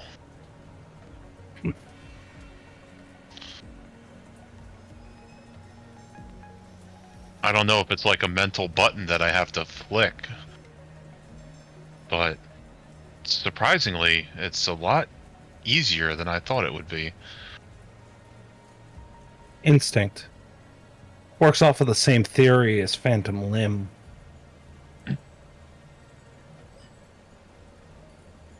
Intent registered. Muscles operate. Machine compensates to end up making it so. That's why you need to keep tightening and loosening all kinds of dials through the whole thing. Just to dial it in. Never did have much use for gorilla arms, though. But then again, I guess for you, it's a lot more appropriate. You want a piece of hardware off somebody, you just tear it off them. After all, bones give way before metal. No, that's not how I operate, hon. Not for now.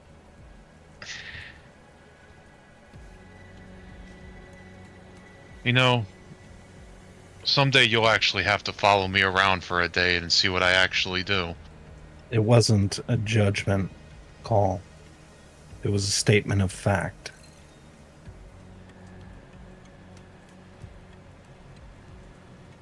You want to believe it, that's fine. Keep that. It's important. What I was talking about was your arms. It's not like Lou and her teeth or Trix and her deck. So nice to end up having solid steel in your arms, in your body. Makes you feel stronger, tougher. Like you could take on the whole fucking world. But there's a price. And for the awesome power that you currently have in your 2 new hands, something's given up. Something's lost. And that doesn't change.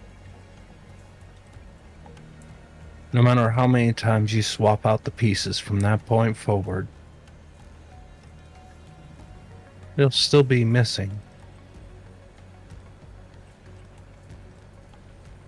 And you'll think you get it as you try and recover. You'll say the right things.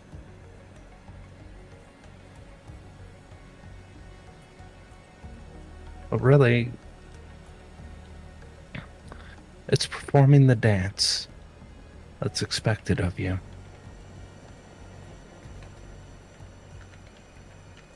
Everybody's looking for an upgrade. Can't help it in Night City. Hell, most people get chipped in their teens. Usually, iris augmentation. Everybody loves the flashy blue whenever you activate a system of some kind. Makes you feel like you're one of the bigwigs. Makes you feel like you're part of the crew. And then maybe an arm, a leg. Might just be a board, or might be just being able to control your nail length for what your night out's gonna be. It's all replaceable in the end. Except for the one thing that nobody's talking about. That's the worst part.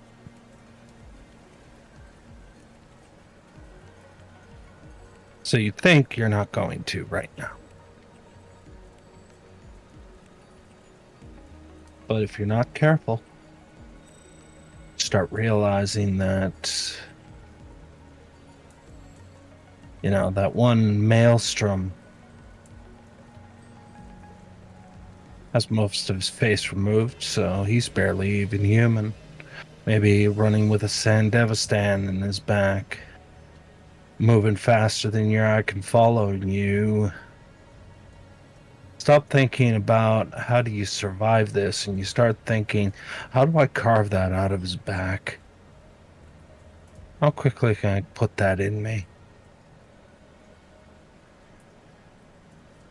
God, it's wasted on him. I should just take it. I can do so much more with that. I can be so much more.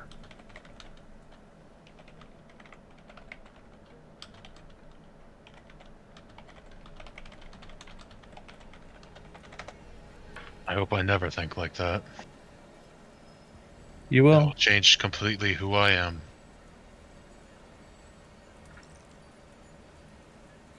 Wow.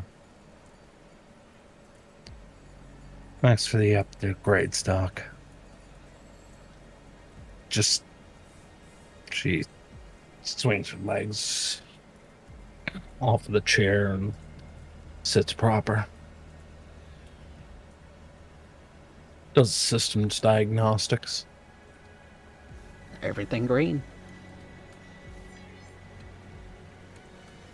Okay.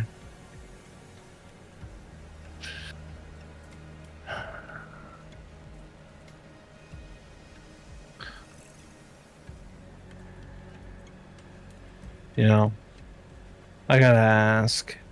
Seriously, though, why the gorilla arms?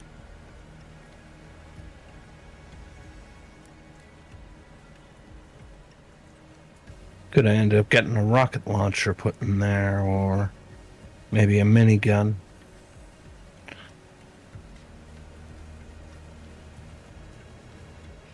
Same hands that I used to put people back together are going to be used to take people apart.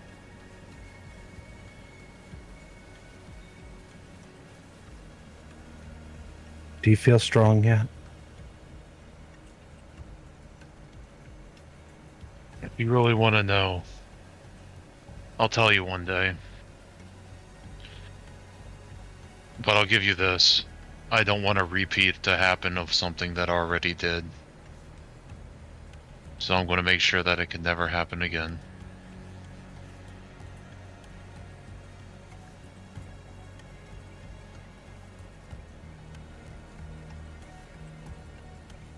Seems to be a recurring theme in Night City. She stands herself up. Reaches into her jacket pocket and pulls out an air hypo. Does an injection. Immunoblockers.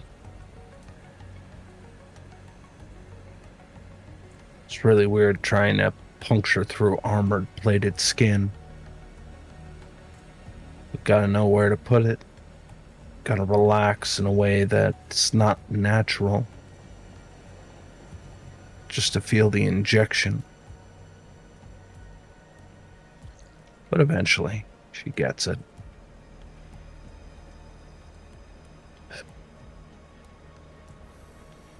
You want to ride, or are you going to walk back?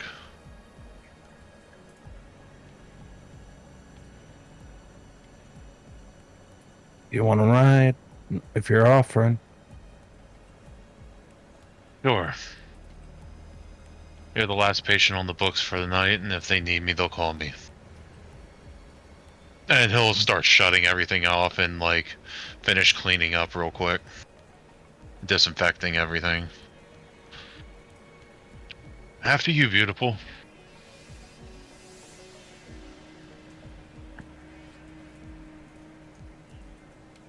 She takes a moment. Quickly ends up going to the door and opening it. Maybe a little quicker stride than her slow methodology would normally dictate, as she's trying to hide the fact that she is, even with the new skin graft, she still feels this sudden need to blush. While she can't see if she is, she might not be. Emotionally, yeah, she's a fucking wreck. Oh no, he's cute. Red as a tomato. And Requiem would take Slideye and escort her home. All right.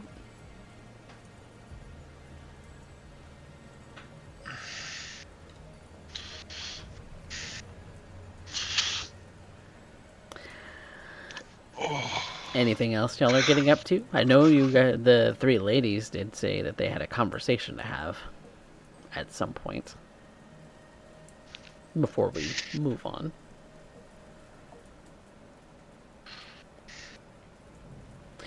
Oh, and don't forget, Requiem, you did reduce your humanity from 60 to 20, so be sure to notate that on your sheet. I did. It still says 60, but I put in the number.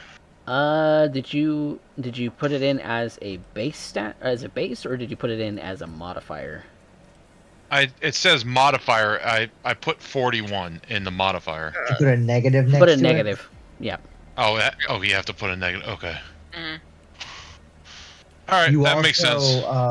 You also have to plug in your cybers down in the bottom of your sheet, because as you recover your humanity later, you will face a permanent negative to your humanity.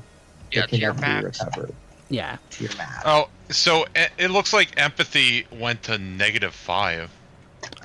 Probably because there's some things goofy with your sheet. Hang on.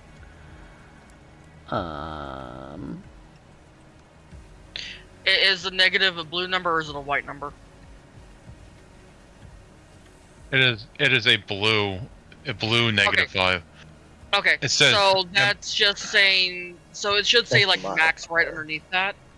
That is Yeah, it your says max 6. empathy. The blue is how much empathy you've lost.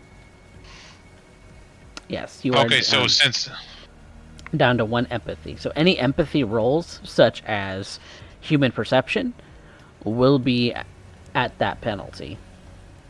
So okay, so your normal empathy is 6, and you are at a -5, so your empathy is 1. So any human perception will only be at a +1 instead of a +6.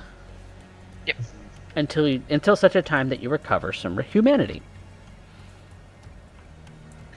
I don't believe anything that you all installed today has a permanent humanity loss, as in the base humanity doesn't go down. The way all that works cyber is, does. yeah.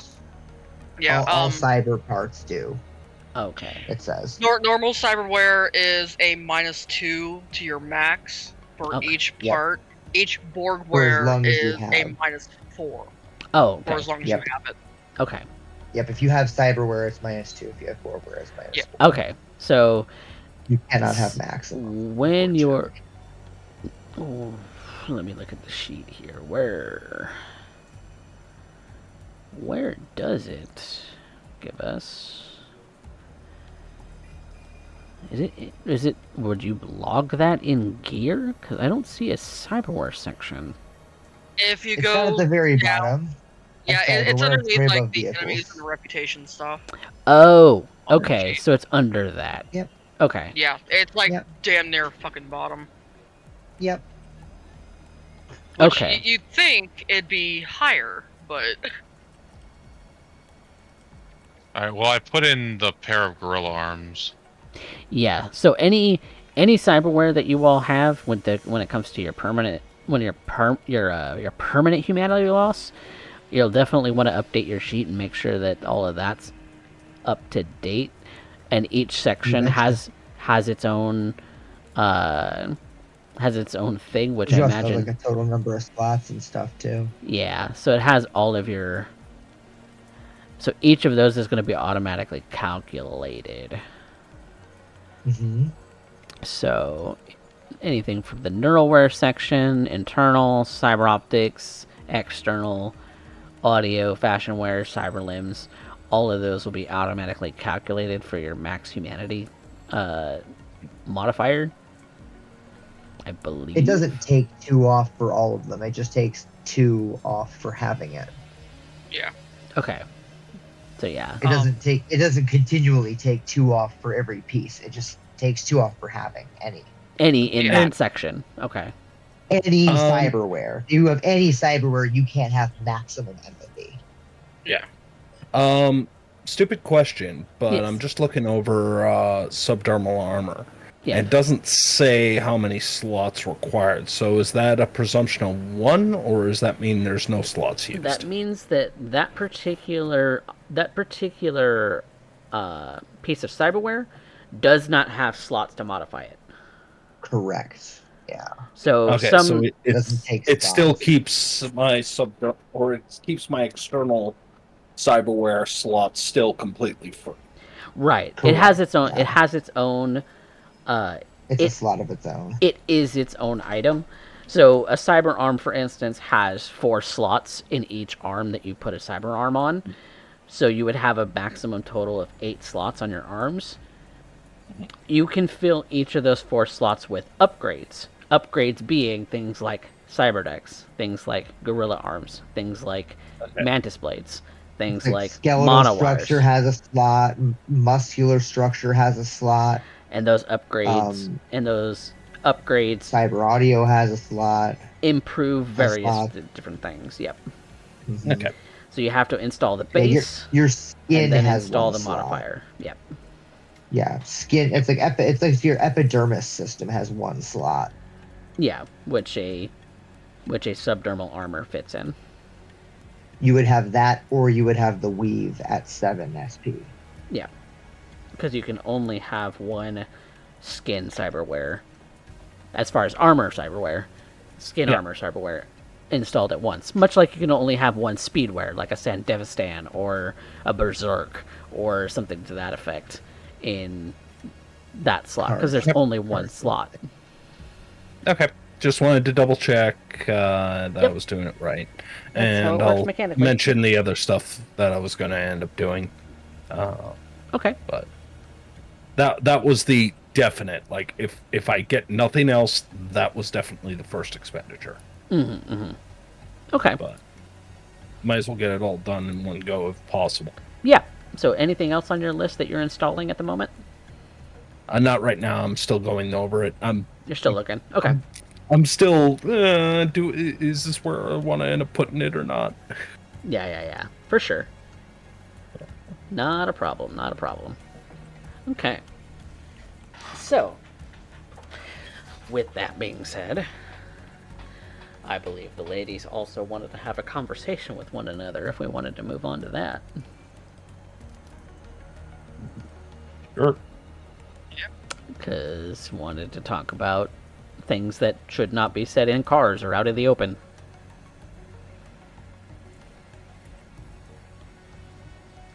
Unless you had something else to do. Nope.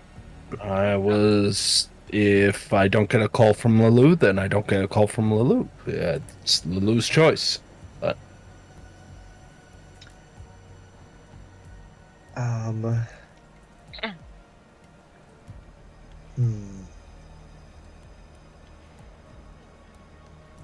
Well,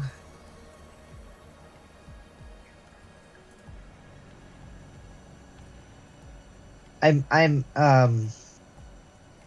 can we go over the scene once again? Because I'm trying to remember what was Something being about was Lou's specifically history. in reference to your history. Yep. Yeah. Right. Where she was kind of explaining why it is that she wanted to bug Die Hard in the first place. Yeah. All the surrounding circumstances regarding that. I'll tell you what she'll do is she'll drop you guys a message that says come over. Okay. So headed on over to Lou's place. Guess so.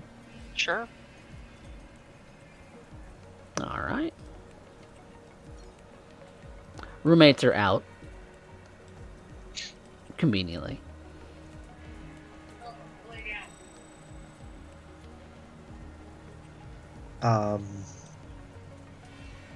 Yeah, Lou climbs up and opens up the high vent and pulls those documents out. Birth certificate, whatever else was in there, and lays them out on the table. Just starts sitting there and looking at them while she waits for everyone to show up.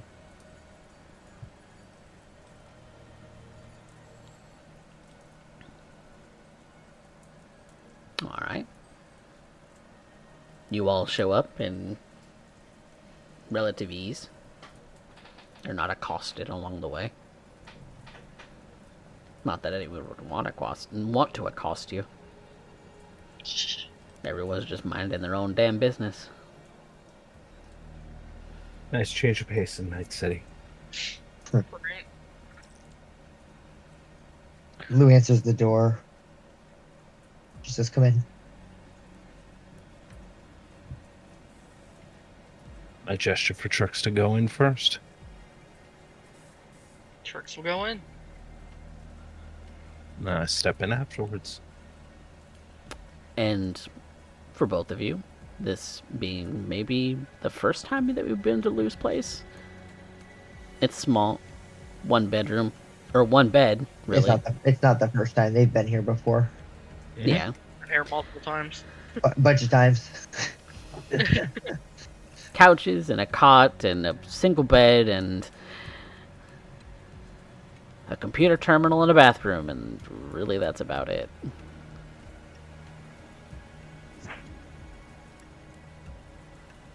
So Lou goes over to the table and picks up her birth certificate, and she walks over and hands it to Trix. She says, I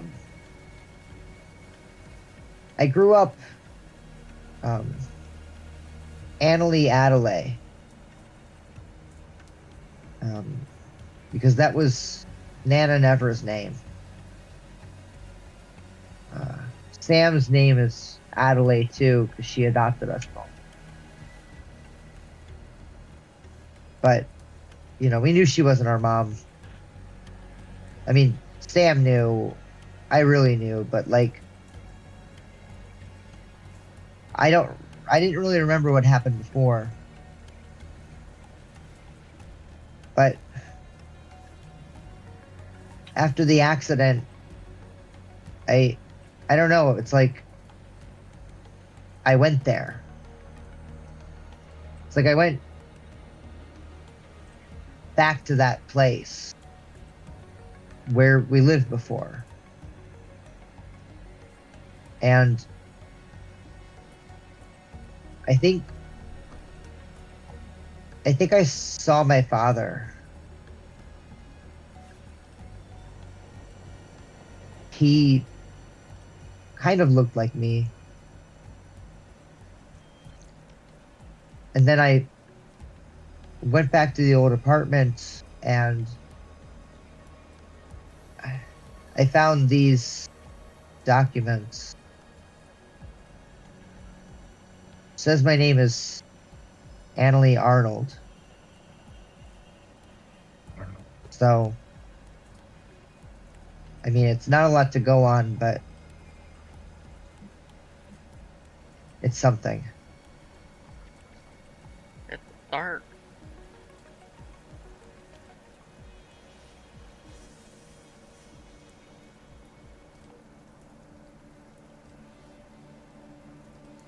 Alright.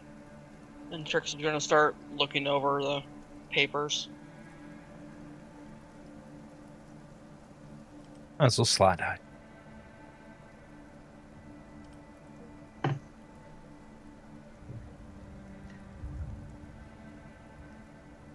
Arnold. What company did they work for? I don't know.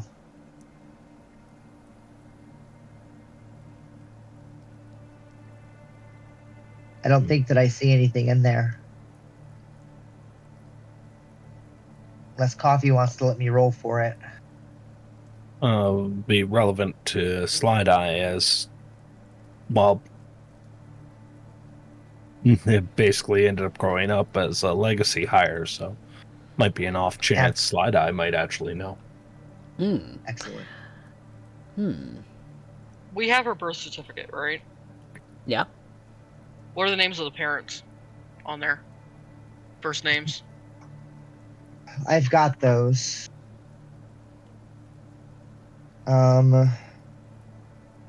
Horst and Sybil.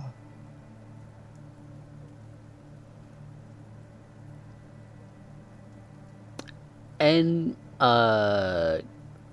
also on that birth certificate would be a country of origin.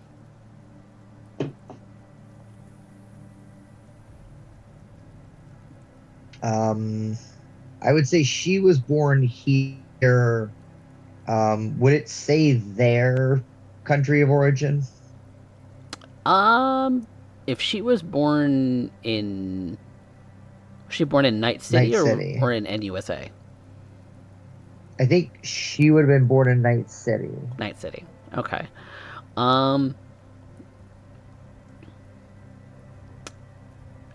Let me look at your sheet real quick. Hang on.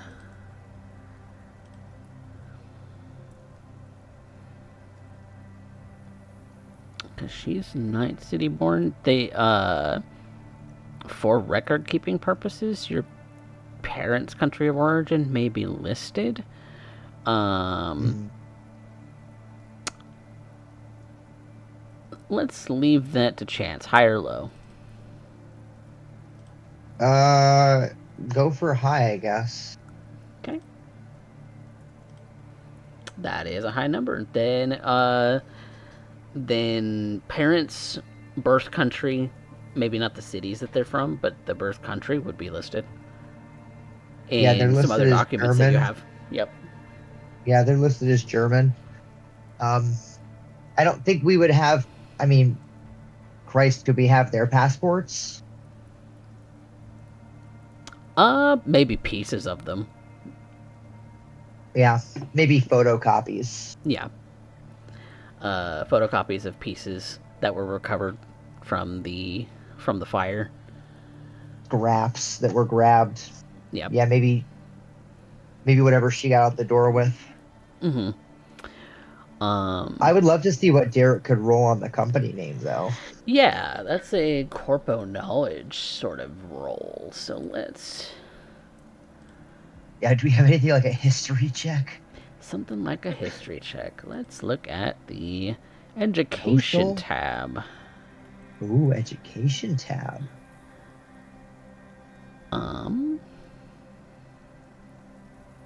I mean, just straight education is an option. Bureaucracy is an option. Ooh. Yeah, since this would be kind of Deduction is an corpo. option. If it would be corpo flavored, it would be under bureaucracy. I'll let Derek decide the role, and I will flavor it accordingly.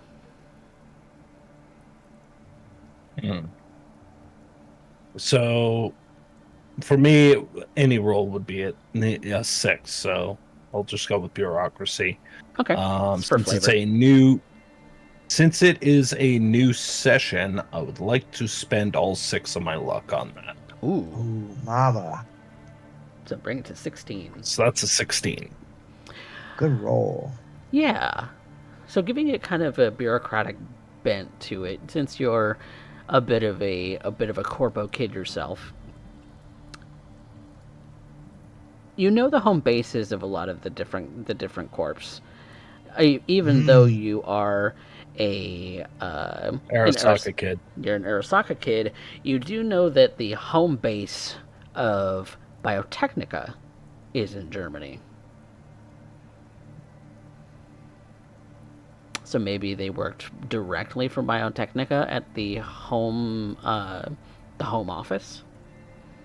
Moved to Night City for who knows what reason. And had Loup while they were here.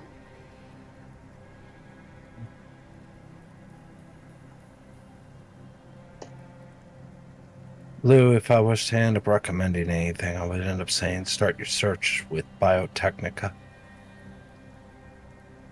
Oh. Makers of fine pharmaceuticals like like yourself. Yeah, fuck. I'm blanking on the word.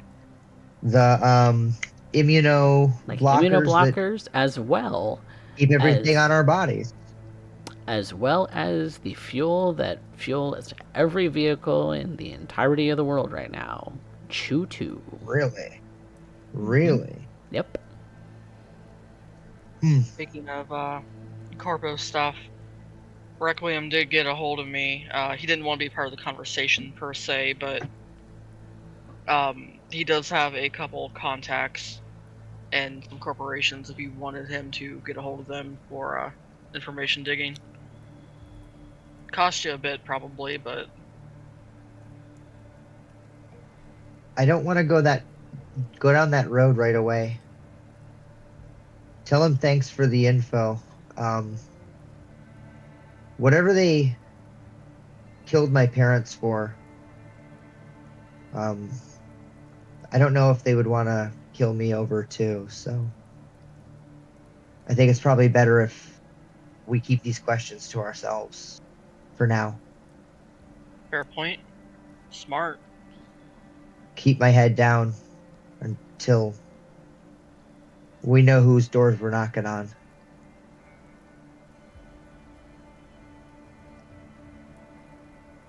But tell him thanks. I'll see what You know I what? can. I'll tell him myself. And I messaged him something to that effect.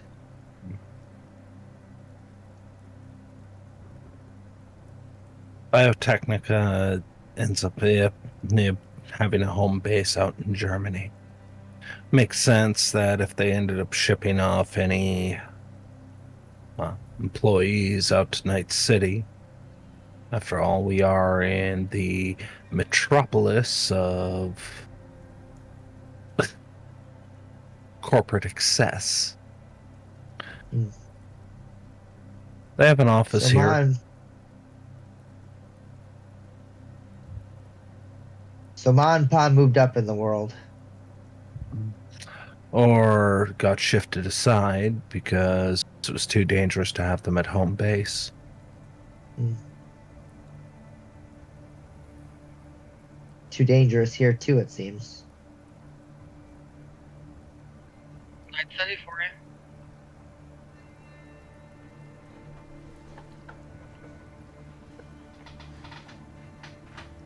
Okay.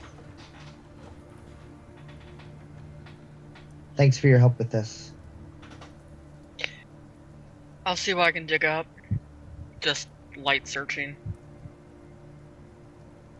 See if there's any leads out there.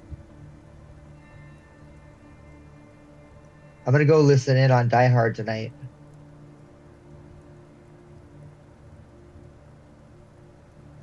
Don't get caught.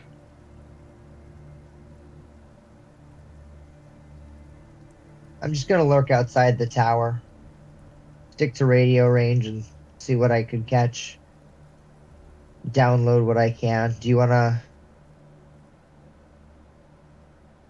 see the disc when I get done with it? Yeah. Help you go over it.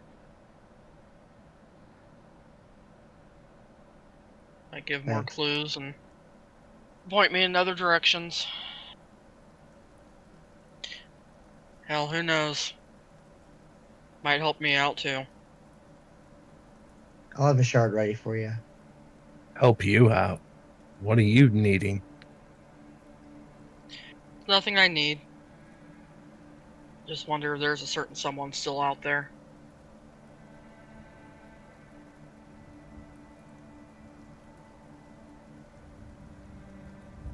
Yeah.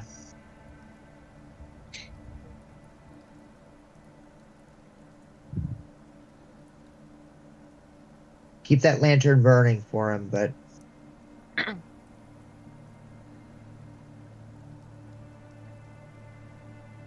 don't make it your mission. If I was going to make it my mission, I'd be out there in the Badlands. Is that where you think they put him? I know that's where he's at. That's why I'm in Night City and not out there.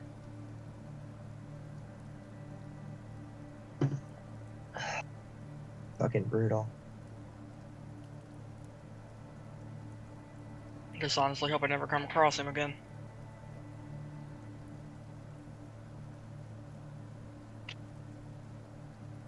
Really? That's why it concerns me that you want to hunt down the people who did this to your folks.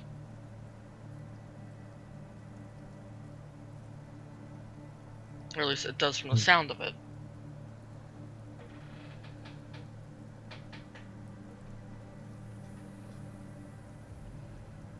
Because you don't want me to end up like him. I don't want you to end up killed.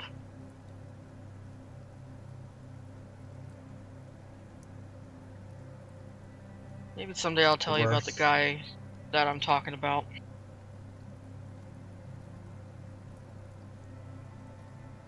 Not tonight, though. All right, Trix.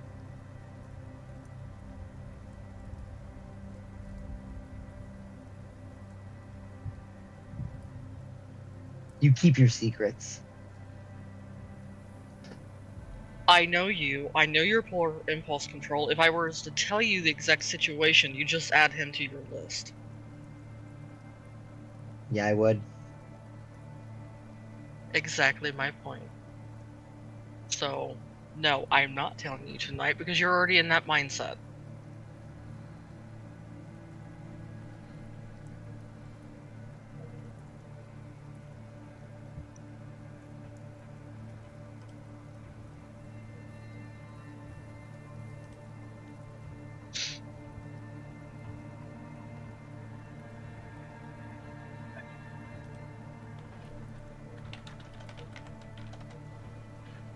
Well, anything else anyone getting up to at the moment?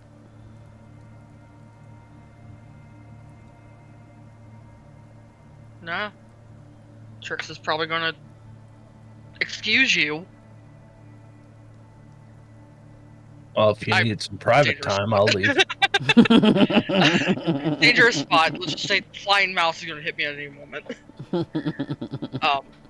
Now she's probably gonna go home and get started on looking up the names of Lou's parents, Hmm. news articles, stuff like that.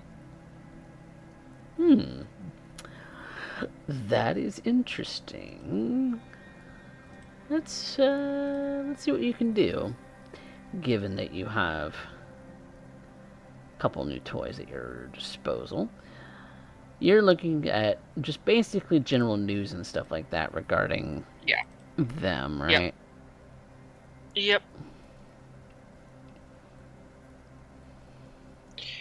Maybe news of the date of their death, anything that they would have done, newsworthy wise.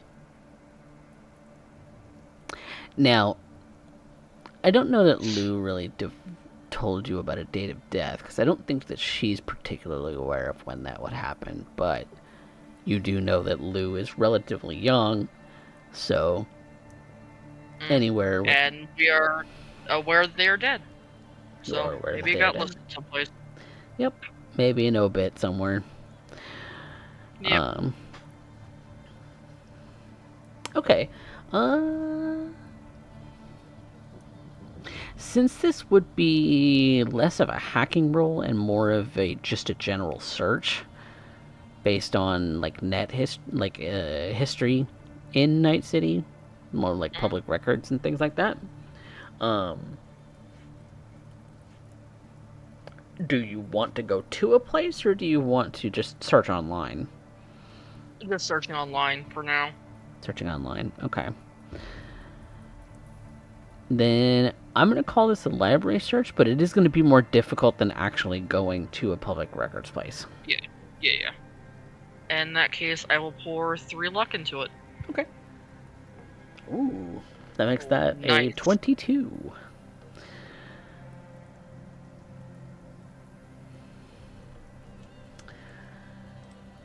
Let me see here.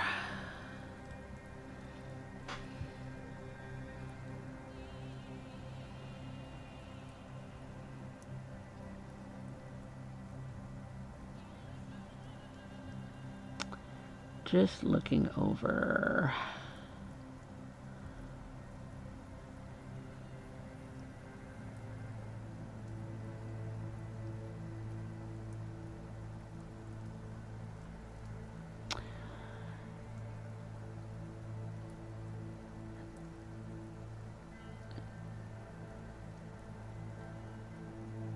You do get a confirmation using those names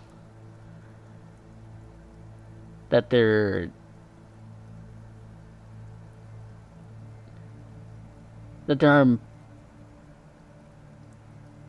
are records of housing in a corporate office being rented to them. You are able to confirm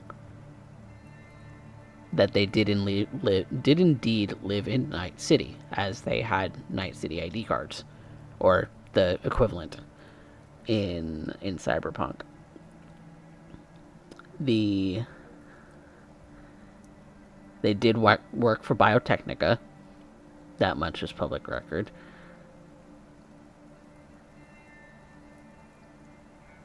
You do confirm that there was a fire in their corporate apartment. Do I get the address of the apartment? It's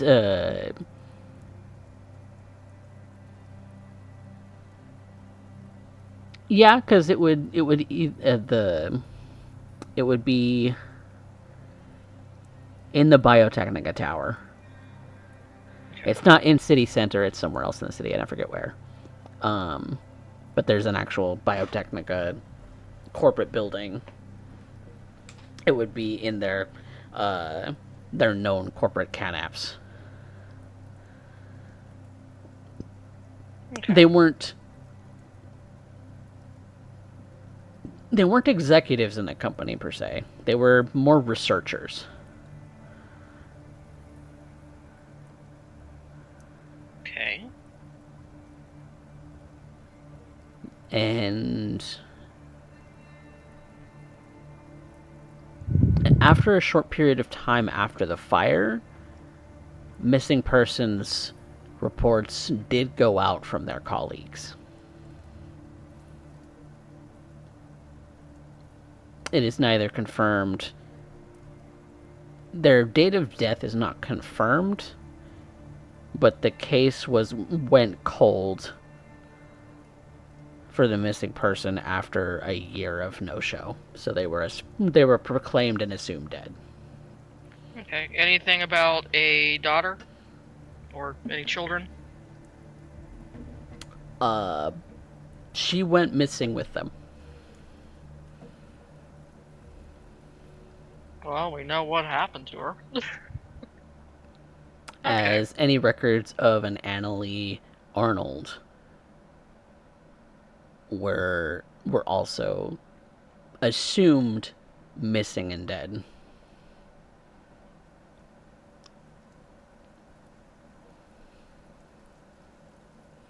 Okay. Got more out of that than I thought it was going to. Yep. That's all public record. Now, this public record is from 13-ish years ago. So in 2061. Okay.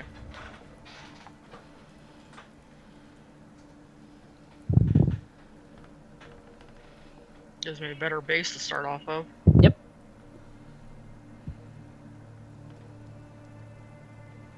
But she's going to send a message to Slideye going, confirmed a few things. You want it in message, or do you want me to come by?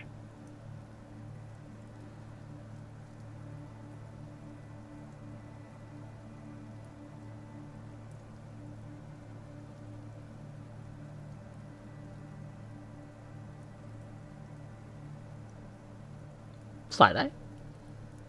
I believe the question was directed to you. Yep.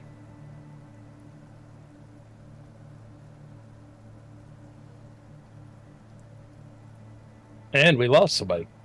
Oh, Oh, we lost Amber. we lost Amber. Might have been Yep. disconnected. Oh, there she is.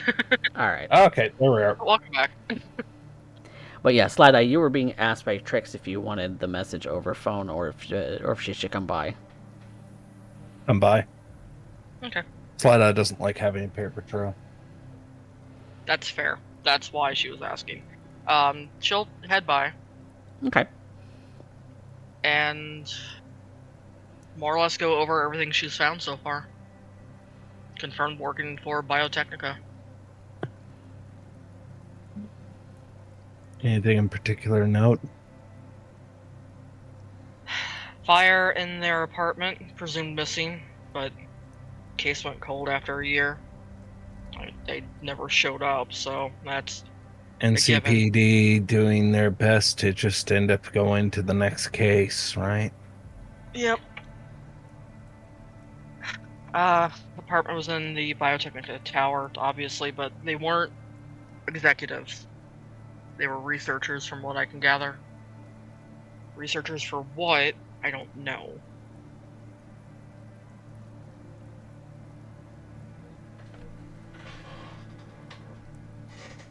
Earned assets, maybe? Decide to flip employment? Possibly. Researchers get high dollar when they end up getting the right info. Wouldn't be the first time corpos decide to end up trying to flip employees. Corporate Yeah. espionage 101. That's why I can figure out at the moment. In order to know for sure, we'd have to do a little bit more digging. I know someone who might be able to help us out. Just gotta keep it quiet. Keeping it quiet is the hard part.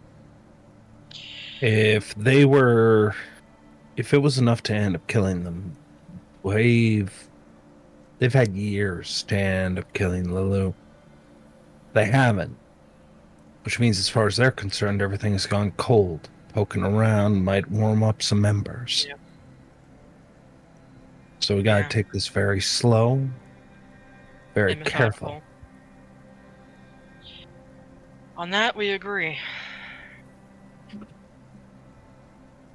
Take it one step at Biotechnica. a time. That's where we want to be. Yeah. And if that's the case, then Lou's the one we need to go to. Fixer, they can end up getting jobs from anywhere. We prioritize Biotechnica, see what we can end up grabbing. Maybe we'll run into an inn. I think we already have an in. One of Requiem's contacts works for a subsidiary of Biotechnica. We can go through them. It gets a foot in the door, at least. As far as everybody else is concerned, we're just a group of edge runners looking for another payday. Highest bidder and all, so don't take the job cheap, otherwise it gets suspicious. Exactly.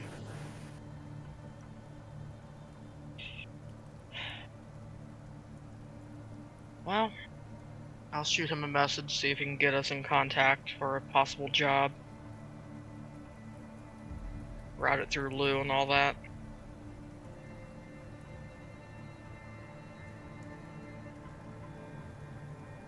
What do you think of Medboy's replacement?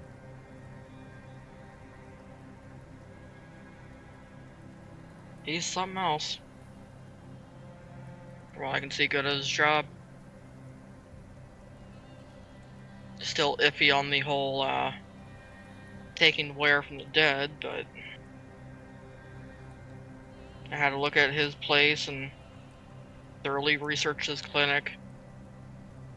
Definitely not scav. Depends on your definition, I guess. Not like the usual scav in that case. Would like to see him work at some point.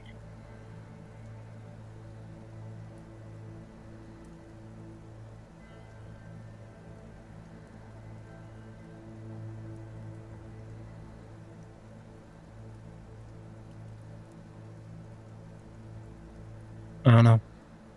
I'm thinking about just what Lou said.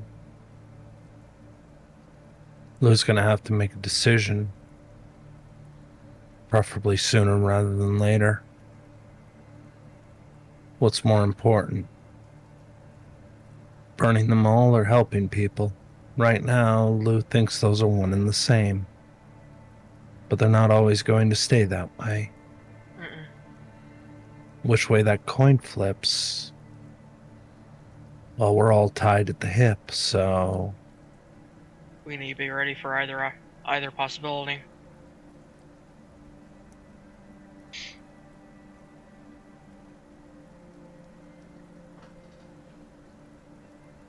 Why do you stick around?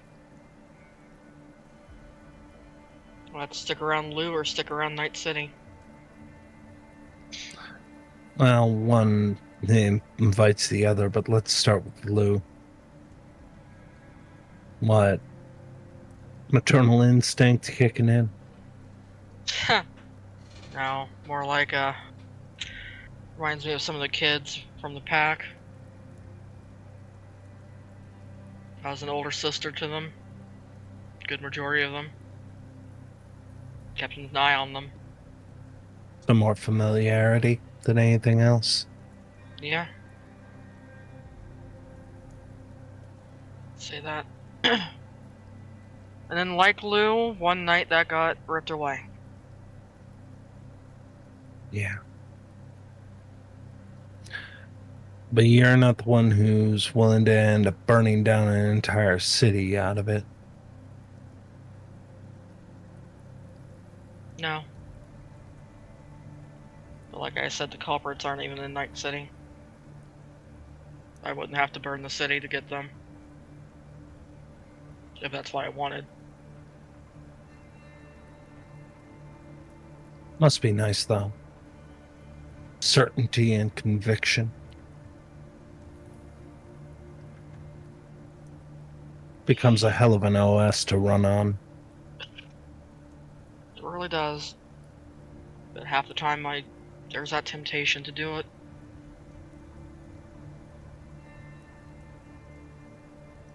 I just have to fight it back. I remind myself I could easily join my parents if I do.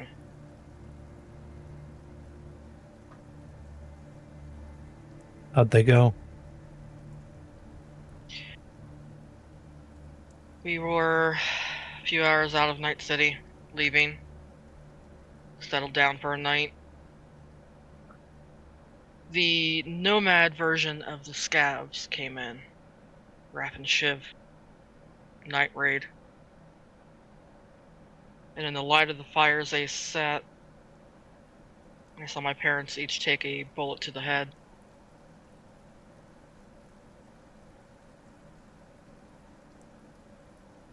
Rough.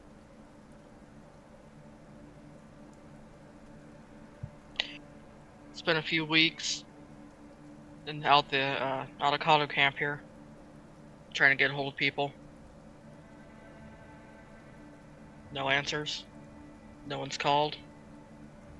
No one's come by. Thinking you can run with the avocados? Pack was a small branch off of the avocados. Figured old cousins would take you in, and you decide to end up getting caught in the city lights instead, huh?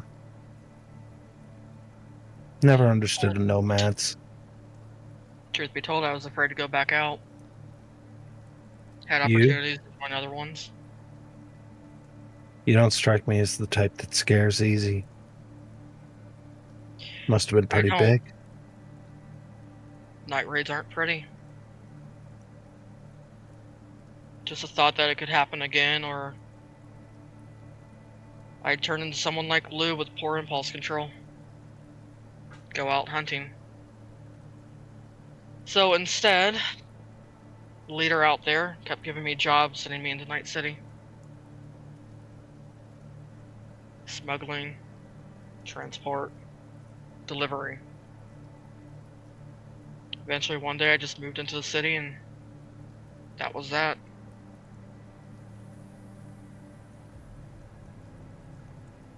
He still keeps tabs on me because there's still that opportunity I might go back.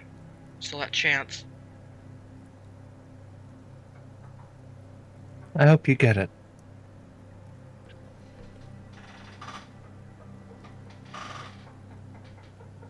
Who knows? Maybe I'll go back and rejoin. Might do you some good. Might. But, in the meantime, I'll take my little excursions out there. Dodging the cacti. Risking slamming into some of the bigger ones. plucking those needles out is hard. It's not something you want to repeat. No, I imagine not. I was just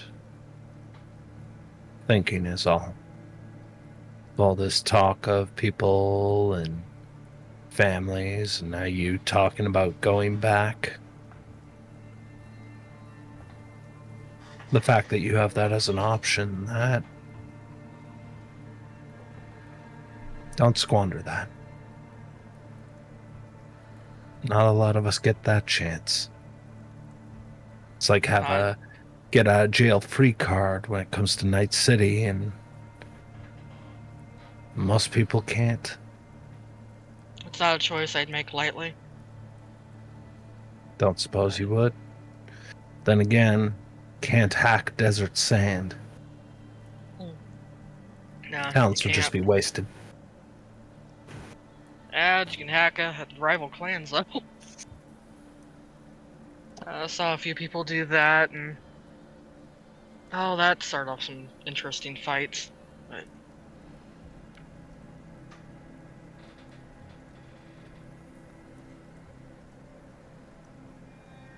for now, I'm pretty happy sitting where I am.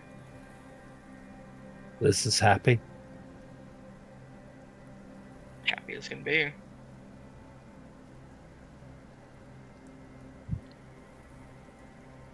I mean, I've got Nathan, Jason, you guys.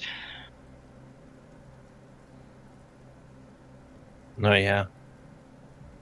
With the ball of energy and me just being that perpetual dark cloud, I'm sure the contrast is more than amusing. Then you add in our new little friend on top of that, and the roll for that.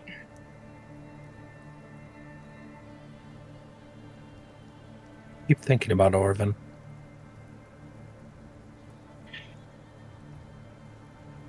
He planned for the future.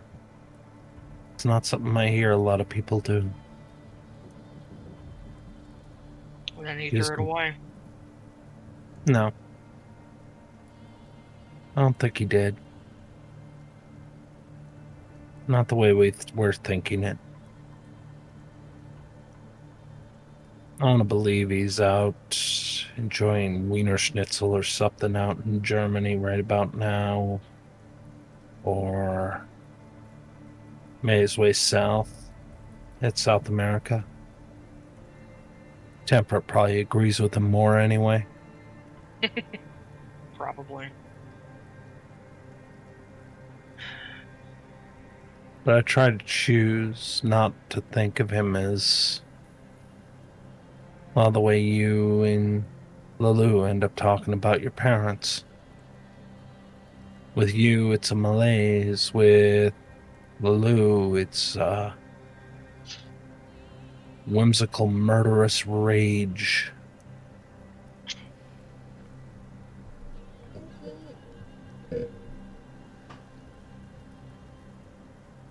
I start wondering. Oh, go ahead. I'd like to share your mindset on that. At least with Orvin. Better than all the other options. Look, until evidence proves otherwise, I'm not going to assume the worst. Who knows? He might be holed up somewhere just watching those kaiju movies of his. Laying low.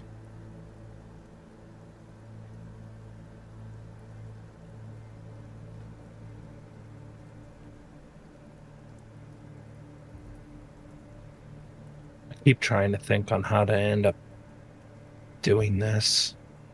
What we're doing. You guys bat around from place to place. I'm just following.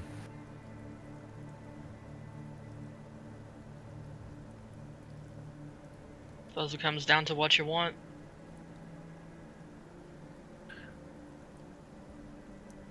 What do you want, Slideye?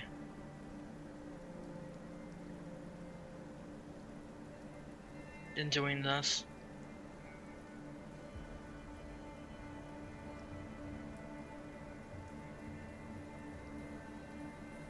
Something I can never have.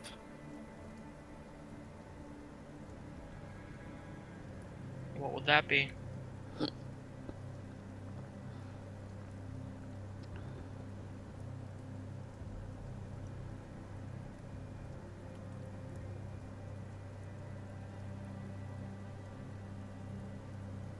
Sense of normalcy.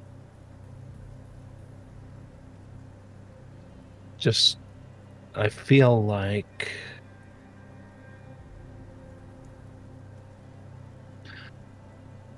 for you, the world is one big net. You jump around from port to port. You interact with the meatware on occasion. But you see it. It's all interconnected and you're there. Lou is lost in a torrent, trying to end up grabbing hold to whatever will end up making it all make sense and acting accordingly. Our new doc, Rec, has been trying to end up helping out where he can with discount parts and used pieces of hardware that used to constitute a human being, with an assurity that they're doing the right thing. Me, I'm underwater, and I'm looking up through ice, seeing everything above me. And inside, I'm pounding on the ice, hoping it'll break, trying to scream as I feel my lungs filled with icy water.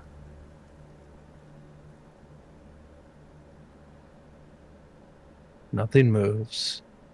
It's all still. And everybody goes about their day. And no one's coming to help. No one can even see it.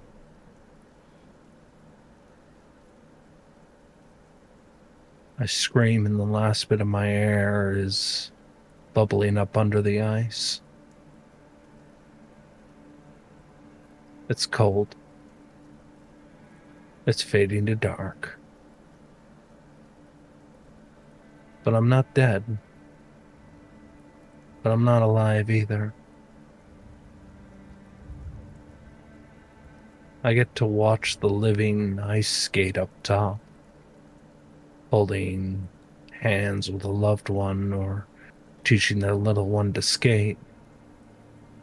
I see the advertisements of the great towers scrolling up through Night City. I can hear the traffic and the gunshot. But there's this barrier that says I can be in it, but never a part of it. Even if it invited me, I couldn't.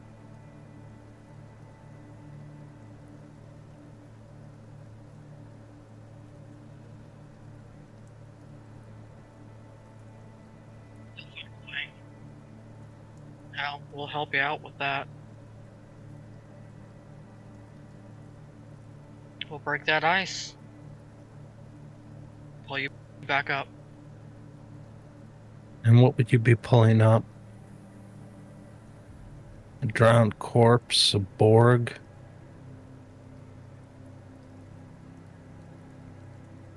Pulling up the thing that should have stayed buried? You, preferably. And where do I end and the machine begins? Suppose that depends on you.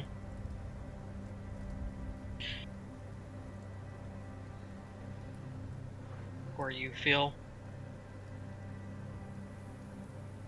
I get it. I do.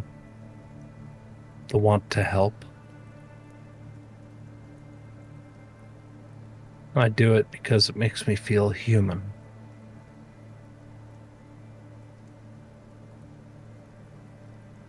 But the reality of it is, if you can think of it in those terms,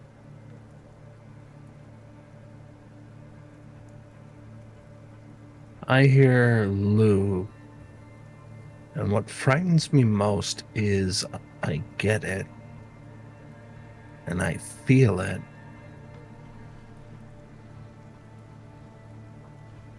Last time Lou started talking about killing corpos, Sam was there, and I wanted to just cut into everybody. Sam was driving, so it would make sense to take him out first. Then go after Medboy. He was most dangerous afterwards. And then work my way up from there. Start thinking about how close we were to Arasaka and seeing if I could get a few heads. See if we can claw my way up to get a CEO or more. Turn the entire block into a fucking bloodbath.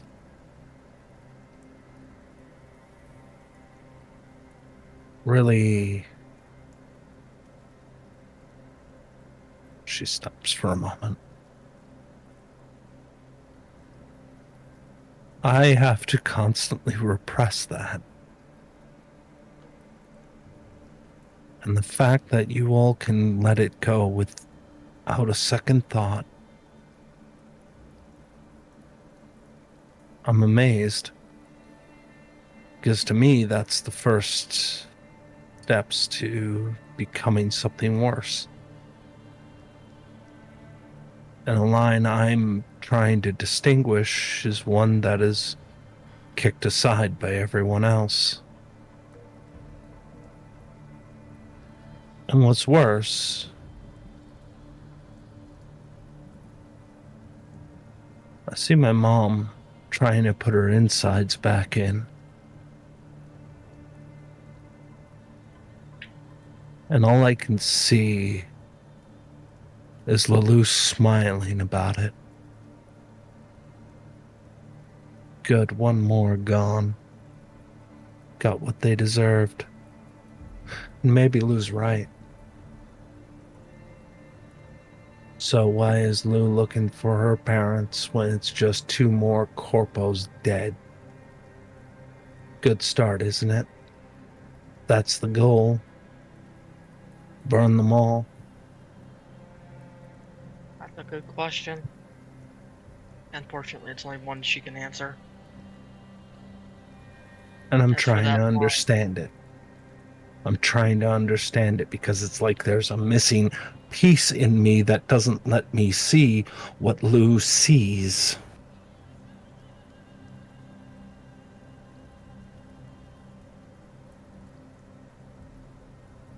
Because if they all gotta go, then I have to end up planning. I gotta think on how to end up doing it on a scale that's more than just some punk with a gun. I need to figure out how to end up making it truly fucking nuclear.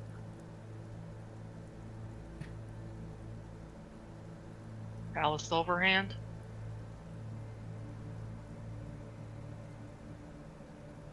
Every person in this city works for the corpos in one way or another. Right You're down right. to the kid in the cradle. They all gotta go. Is they're all part of a machine.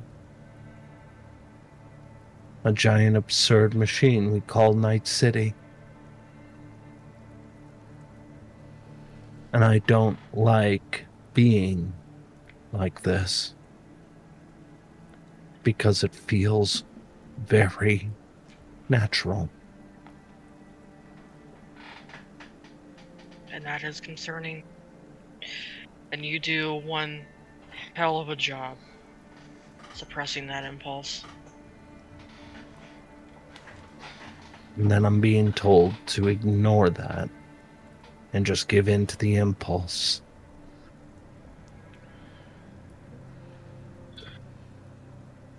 I wouldn't. I wouldn't tell you that.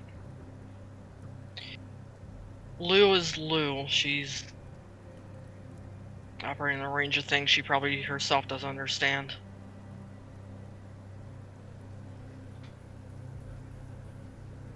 I would like to help you in fighting those.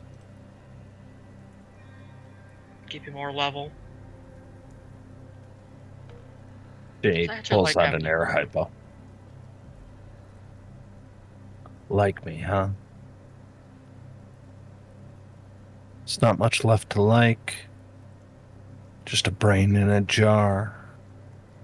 With an advertisement for a face.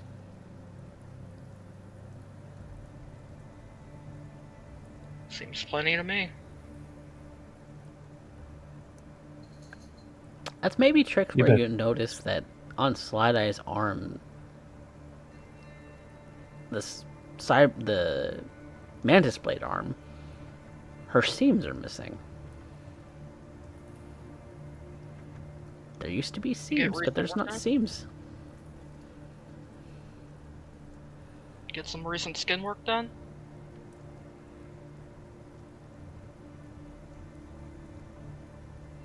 Lou said we're going to end up probably taking out corpos. Helps to be able to end up getting through when you don't have an obvious weapon on hand, or as a hand, to be more correct. Fair enough. You want me stealth. You want me capable of doing my job, even if I'm sitting in a fucking swimsuit. That's my job. I get the tools for the job. Not much different than you and your Newport. I got to account for every possibility that Lou would need and you would need. And now Wreck. I don't have the luxury of just.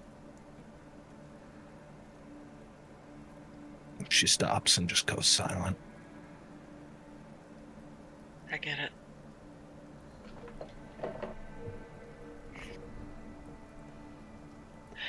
And while it likely hasn't been said by the others, I do appreciate that you're thinking ahead like that. Just don't lose yourself to it. You can't help us if you lose yourself. You look into people, right? Yeah, I do. And I'm going to guess then you already looked into me, given the fact that you were already given a name by Die Hard. I actually haven't. So you're either sloppy or lying. Not really any of my business. To me, you're Slideye. I understand you've had it rough, but that's just off of what you've told us, what Die Hard's told us. Look it up. Hi, Kiki. Face is different. Same person. Alright, I'll take you up on that one then. And then come back to me and say the same thing. Pretty sure it won't change my opinion. But we'll see. If it didn't, I overestimated how smart you are.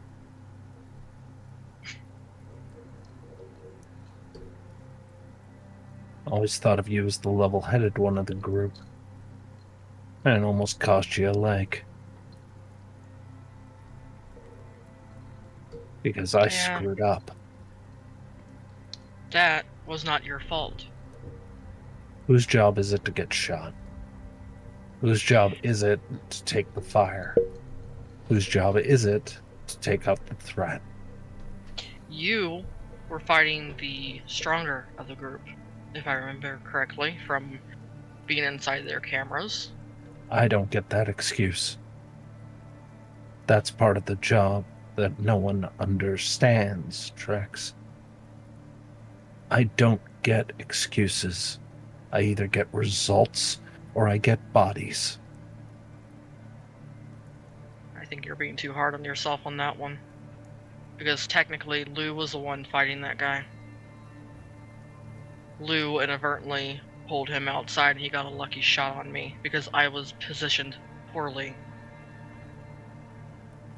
Lou wouldn't have had to do that if I did my fucking job. You were doing your fucking job. You sure about that? Look it up. Look up the name. And think back to that job and then ask yourself real carefully, was I doing my fucking job? Won't talk about it anymore for now. Want you to think about it. Look it I up. will.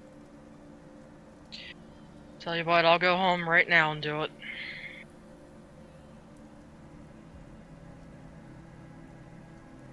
Unless you need me for anything else. No. I'm just sorry.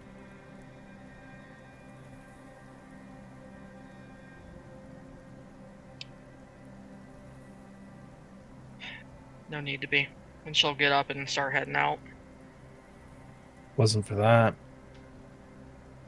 I'm sorry that you're gonna end up being puking by the end. My apologies to you and your toilet. I made a little bit sterner than that. And she'll head out.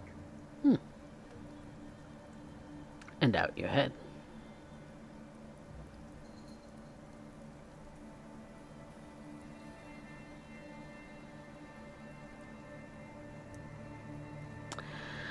So, Trix, do you go home and look up Slideye? Yeah, she will. Okay.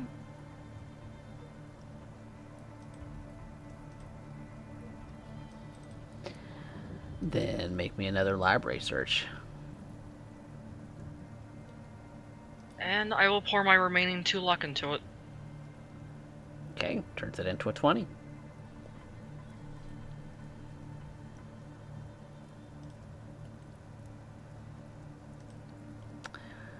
Slideye.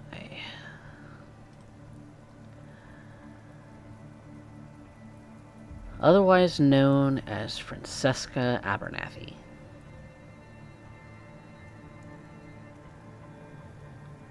In fact, that name has a little bit of media clout to it.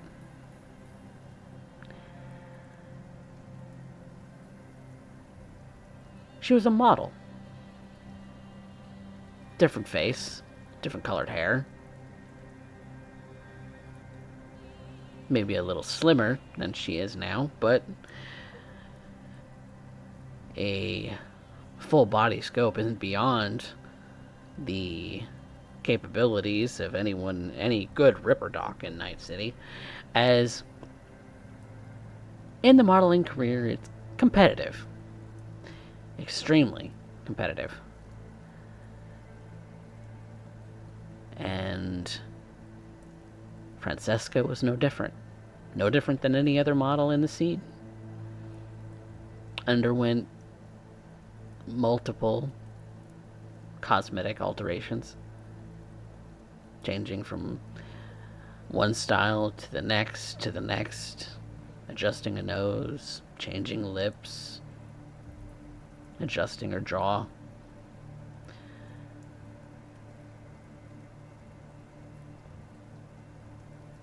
Until such a time that it started going around in the media rumors that she was addicted. Addicted to interchanging her fashion wear. Maybe scandalous. Got some other augmentations, things to improve her flexibility, things to improve her intelligence, things to improve this and that and everything else. So much so that she became convinced, according to the rumors, that everyone wanted to be her. And that they were going to kill her to take her place. So she weaponed up. And became good at it. But maybe that was the tipping point. Because shortly after some major augmentations, no real confirmed data as to what, except for a pair of blades. Because she snapped. Cyberpsychosis, they called it. Such as they call everyone who maybe goes on a cyberware bender and then snaps. No one really knows what triggers cyberpsychosis. No one really knows what, if anything, if it was the constant changing of seemingly harmless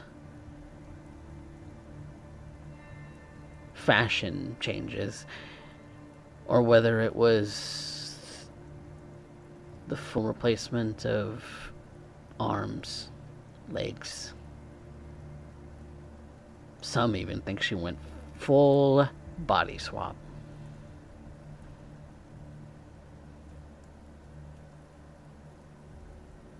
But the day that she snapped was a unique day. Because amongst the killing spree, she was apprehended by a MacabreDerek. But not dead.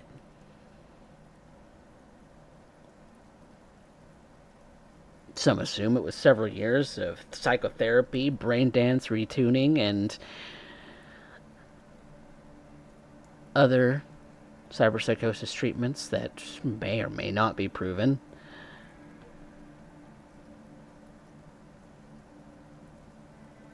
She was no longer seen in the media, though.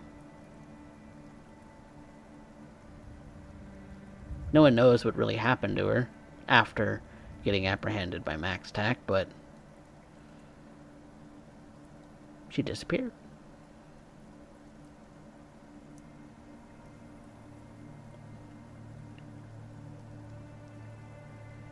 And that was only a couple years ago.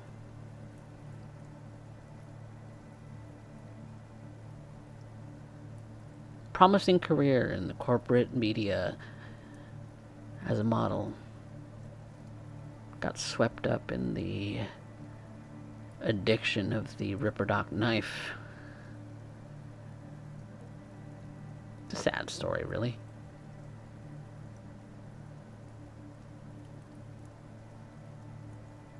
Is there any more detail the day she snapped? What happened? How many were lost, injured?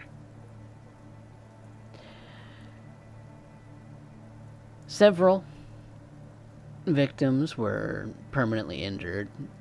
A number, some 8 to 10, fatally wounded, most of which died with their injuries.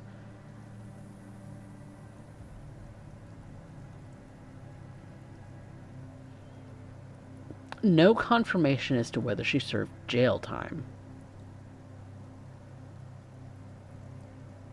NCPD has no comments about it.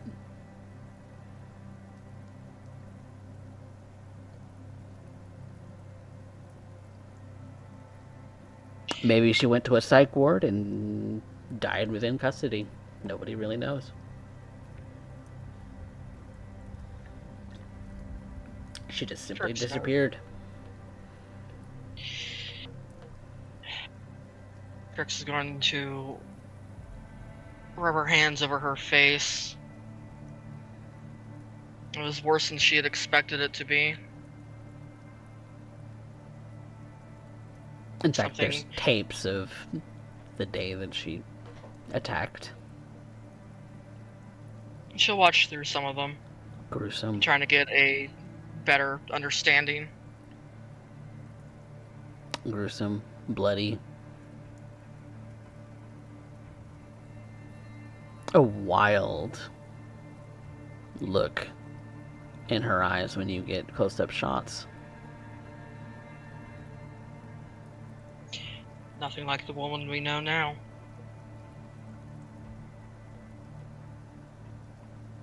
It's hard to believe that's the same person. Doesn't look the same. Doesn't look the same, but the movements are similar. I've seen her fight before. Even though she's lost it in the videos, some things stay the same.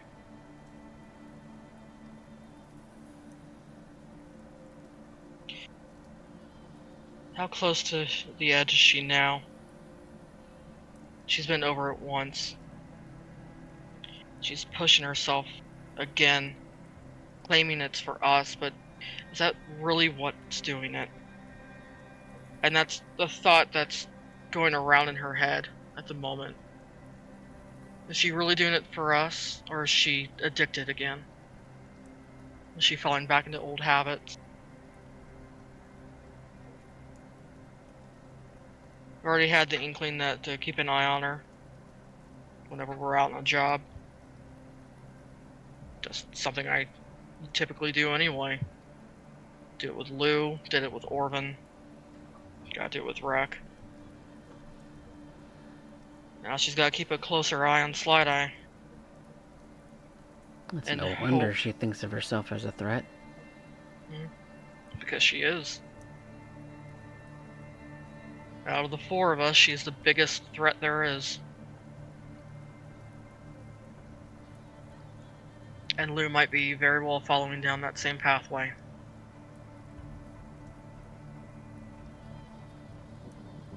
She's not sickened by it. Hell, she was a nomad for most of her life, the things she's seen out on the road. But it is concerning. Almost scares her in a way she hasn't been for a while. She won't let Slideye know that.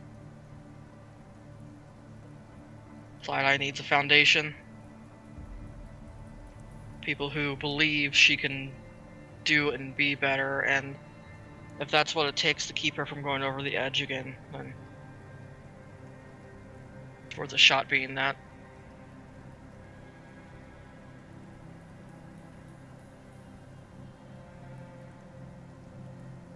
And Slideye will get a message from Trix saying, "I'm sorry you had to go through that."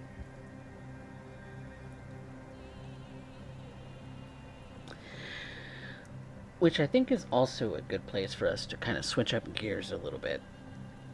In that, I do want to conclude the roleplay session part of the session for today.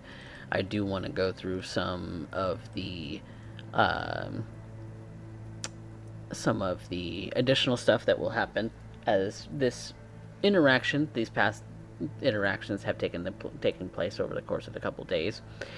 I do want to get out of the way that rent is due. Slideye, you have been lucky enough that your rent is already paid, so you do not have to worry about that. So, for Lou, Trix, and Requiem, depending on your style of living for the coming month, are you maintaining the same style, or are you upgrading or downgrading? Same style. Same style. Okay. So for Requiem, we haven't really established what your apartment style is like. Is mechanically, is it a studio? Is it something else? What are we talking about? It was just, I think, a cube. Like, it's literally a bed, and he built some things for Dream to play on, and it's just shelves around the room with people's remains. Like, that is all his room is. Okay, so that sounds like a studio. The studio apartment, not the cube hotel. Because a cube hotel would not have room for the displays that you have.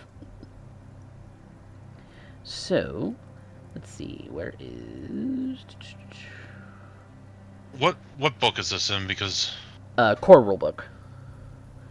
And that is going to be under lifestyle. Where is the lifestyle section? Hold, please. This also might be in our pinned messages. Yeah, it might also, yeah. Me too. The Discord has a lot of these tables and stuff.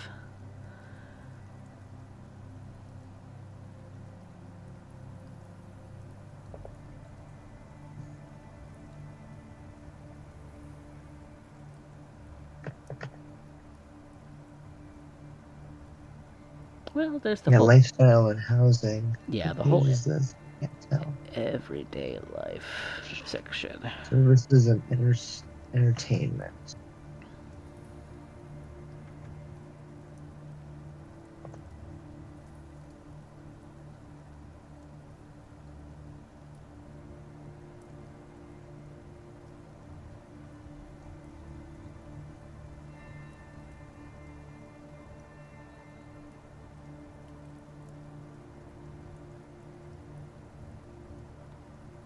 $105.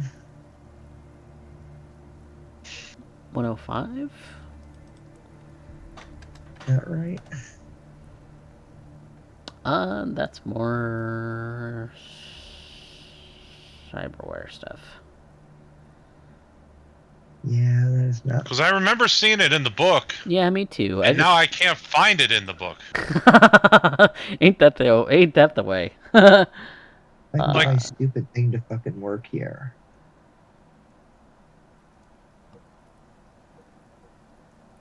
This is bullshit.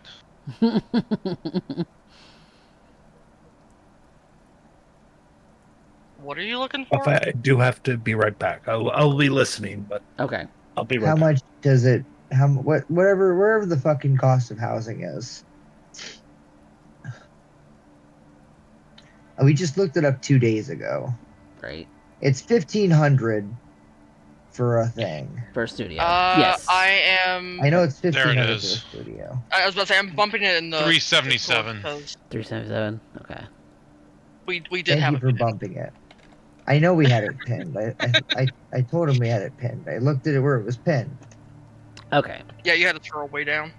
Yeah, so cargo container is 1,000 or a studio apartment is 1,500. Cargo container would be relatively small, which would mean that you'd essentially be living in something like the Longshore Stacks in fucking Dogtown, but you're not in Dogtown. Yeah. You're in Japantown. So an apartment would be $1,500 per month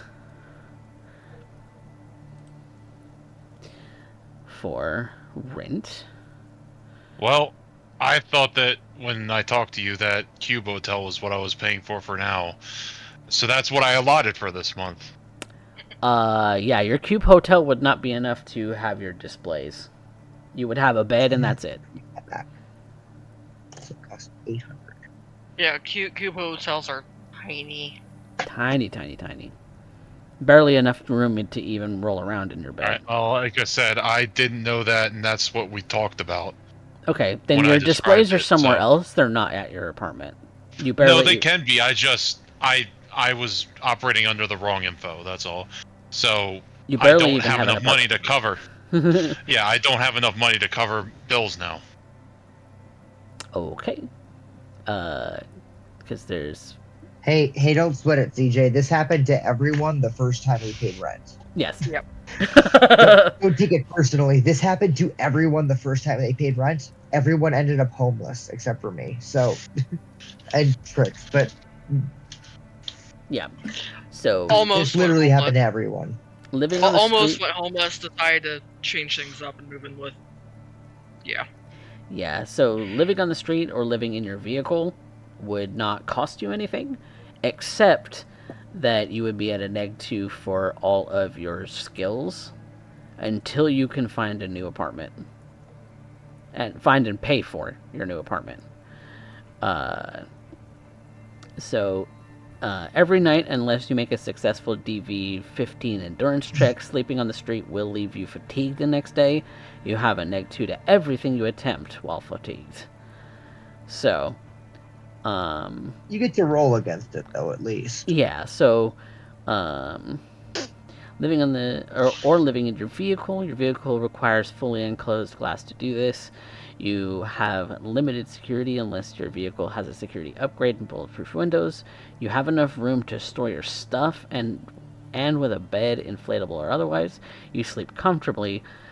Otherwise, unless you make an endurance check, sleeping in your car will leave you fatigued the next day. You get electricity but no water unless your vehicle is designed to be lived in. You can't sleep in your car in corporate, executive, or moderate zones without being forced to leave at gunpoint by security.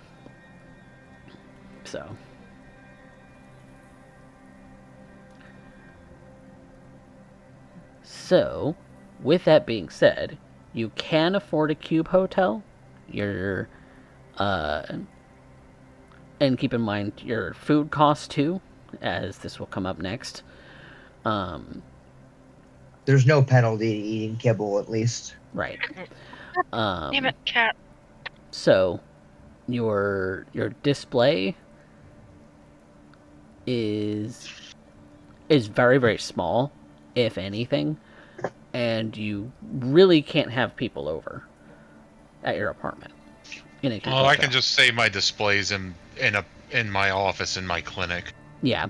So for now, that's where it is, but you barely have a bed in your apartment because have you ever seen cube hotels in Japan? Yeah. Yeah, they're tiny, tiny, tiny. So. Yeah, you slide into a submarine tube. Basically. So, if that's what you can pay for, that's what you can pay for with no penalty to your with no risk of being fatigued. So, if that's what you want to pay for, pay for it. I'm just going to find a new place to live then, and try to find a better place then. Okay, so you're going to I screwed up. Live on the street for the month? Well, for the rest, I gotta figure out and make more money so I can get a place. Well, I mean, yeah, he could move at some other point. It doesn't have to be. Couldn't it be at some other point? Right, Yeah, but I'm saying if you have the money for Cube Hotel now, you can do that. You just pay for Cube Hotel. Yeah, I have 500 credits, and I thought that's what I remembered I needed for food and hotel for 1 month. Do that. No, that does not include food. Yeah, I just looked it up, so like I said, I screwed up. Okay. Well, pay for Cube Hotel and starve.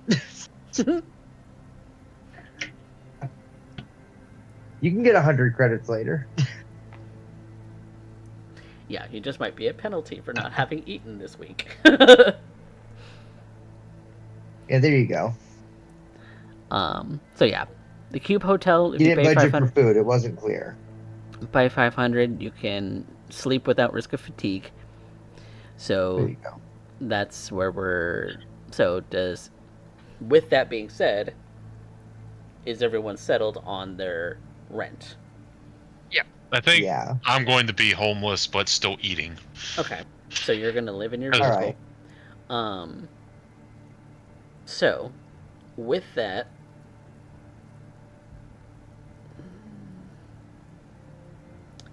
I kind of don't want to make you have to roll every day because I'm going to forget because that's 30 days narratively. You should just do it for the week. I'm going to do it for the one time. For the session? No, I mean for like the month. So preemptively, like, this is how it's gonna work because we did kind of do that willy-nilly without rolling for it the last time anybody slept on the street. That until you found a place, you were at -2. Is how we ruled it last time. Yeah, we didn't realize you're supposed to roll it every day, though. Yep. We weren't doing it right. So, It's with not because this- we did it that way intentionally. It's because No. we didn't do the rule right. Right. And so to give you the chance to succeed and not have to for the whole month, I am willing to do the one time for the month until such a time that if you fail, you can recover. CJ, use your luck. Use all your fucking luck. Yes, you can make an endurance check, and if it is a failure, it'll be a -2 until you find a new apartment and can pay for a new apartment immediately. Okay. I will use my last 4 luck points Okay. and do an endurance check. Ooh. Ah. Yikers. Okay. That's about my luck. So, that -2 will be to every skill until such a time that you can immediately pay rent for a new place. So that's going to be until you get the 500 eddies to pay for a cube hotel or something bigger. Okay. Okay. So, with that being said, let's move on to food. What we're doing for food.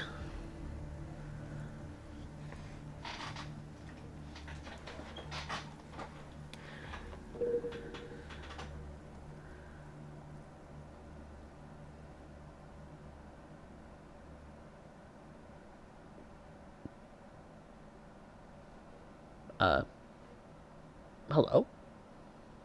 Everything's Yeah, staying the same ball. for Trix, so she's on kibble. Okay. Kibble, time being. kibble, kibble, kibble. It is Sorry. real gross. Cat's knocked stuff over. Yep.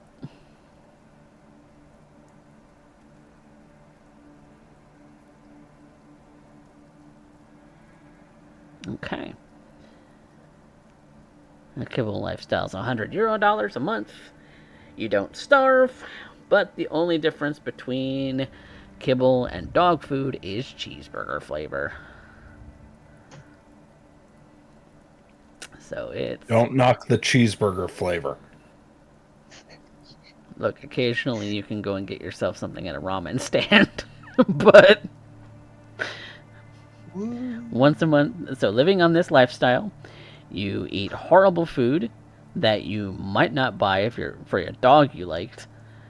Once a month, you can see a movie or a brain dance. So that is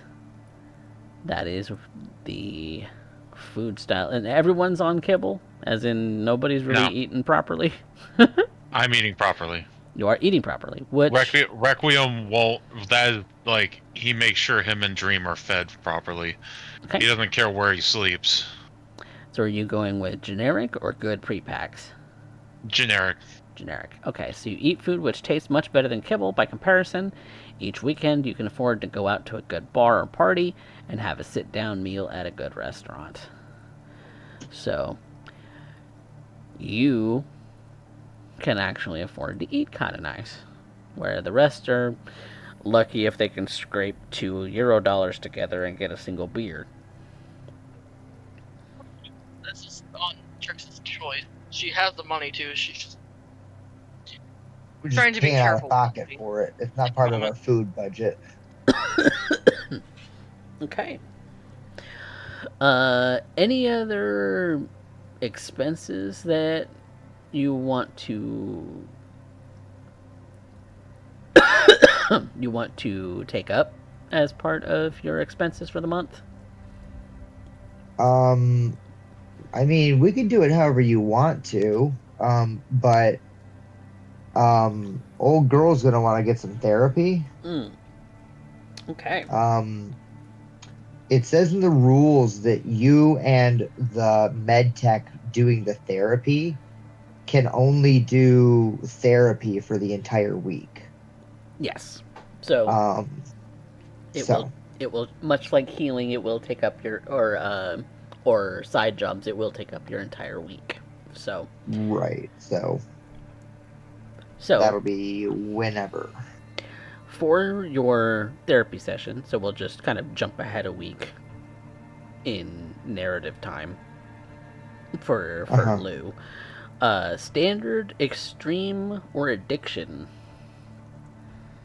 Let me pull it up. I think it's just standard is fine. Because what do I get? 2d6, 2d. 3d6, or 4d6, right? Let me look at the therapy rules. Give me a sec to scroll down. Yeah, to I that. just had it Is up. that how you earlier, get but I humanity pulled it. back? Yes. Yes. Well, I'm going to have to study It's for that too. So. 229. You could actually give therapy. On 3, you said 329? Not to yourself, I'm sure. 229? 229. Okay. Therapy. Just past that. Addiction. And next page. Okay. Standard humanity loss is 2d6. Extreme humanity loss is 4d6. Okay. So which would you like to do? That is 1,000. Standard is 500. Yep. I don't think I can afford 500. I'm really tired of being broke all the time, so let's just go with standard. For now. Okay, so $500, and patient regains 2d6 of their lost humanity. Your maximum is still affected by your cyberware. Yes, of course. I should go ahead and roll that now? Yep, go ahead. Okay, 10 points. Hey, that's pretty good. Right on the money. That's pretty exactly good. as much as that is the minimum amount that I wanted out of this. Yes. So, the med tech that you go see is specifically a psychologist who specializes in this sort of thing, and so you are able to successfully regain 10 points of humanity. Is anyone else doing any week-long something or others during this time? I'd be doing a couple small jobs for Netrunner. Netrunner side hustles? Okay. Yeah, I'll try to do a side hustle because I need rent. Yep, you need rent. Okay, side hustles are a good way to do that. Let me find the side hustles here. Because those are just week-long, roll it and get it.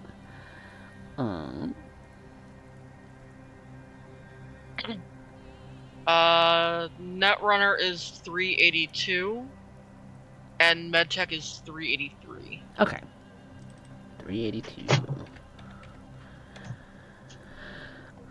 So, let's do some hustles. Okay, so you are rank 4, I believe, for Netrunner, correct? Yep. Okay. And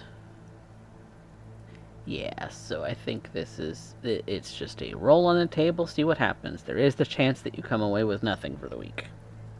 Yep. So we just roll a d6.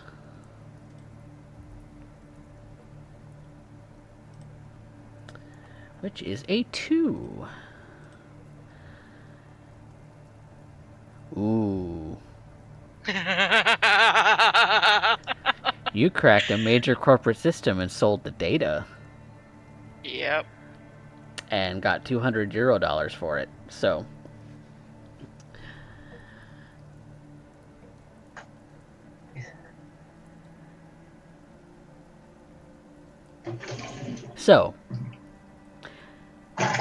Based on the information that you have regarding all of the characters that you have met so far, is there a specific corp that you are wanting to crack? I'm half tempted to say Arasaka, but I know how that turned out.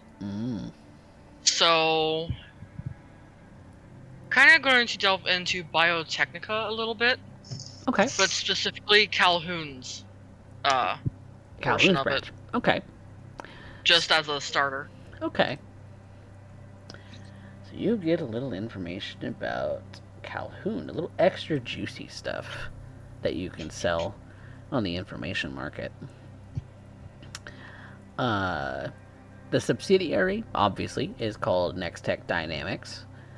That his family is actually employed at the same company as well. He has a son named Tagaki Kichi and a wife named Sakura Kichi. Marcus Calhoun is European, and his wife is Japanese.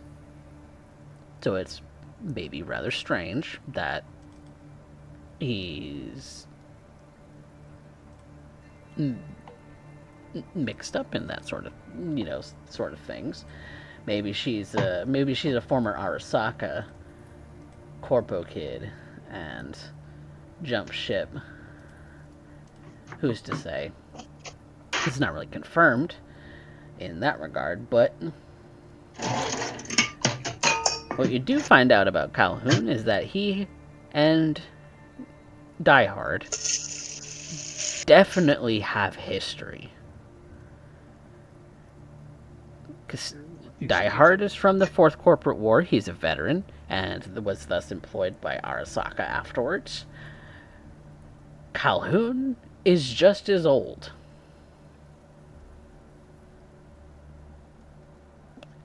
He's been an executive at Biotechnica for many, many years now. He more or less founded the subsidiary Nextech himself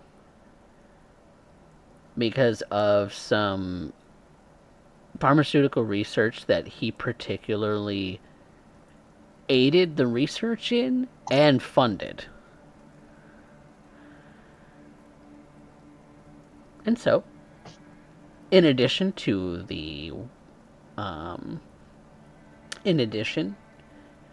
that,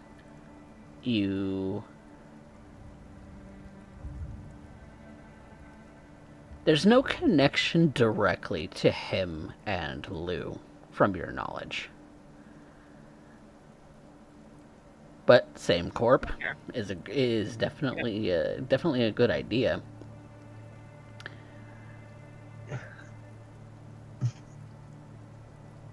Yep. So may know somebody who knows somebody who knows somebody.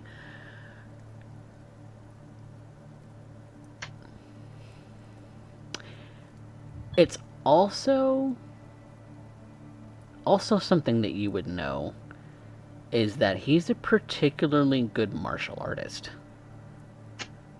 and has competed as a young man way back when in martial arts contests, beating out the competition. So, Good to know. augmented maybe? Question mark? Cyberware? Definitely screams that. Mm-hmm. And so, you pass along this information to whomever, probably Die Hard, who buys it up from you. So, that little extra juicy bit of information is very helpful for a couple hundred extra Euro dollars. Yep. All right. So let's look at some medtech hustles. So, let's roll that up, shall we? Another D6. Ooh, that's a 1. Let's find out what that is on the table. Okay. Nothing particularly exciting. You patched somebody up after a firefight. And got 100... I believe you're rank 4. Is that correct? I think so. That's what I started as, right? Yeah, rank 4 med tech. Okay. So, with that, maybe it's one of Calhoun's guys. One of his bodyguard lackeys. That maybe got roughed up in a scuffle shortly after y'all had delivered the information.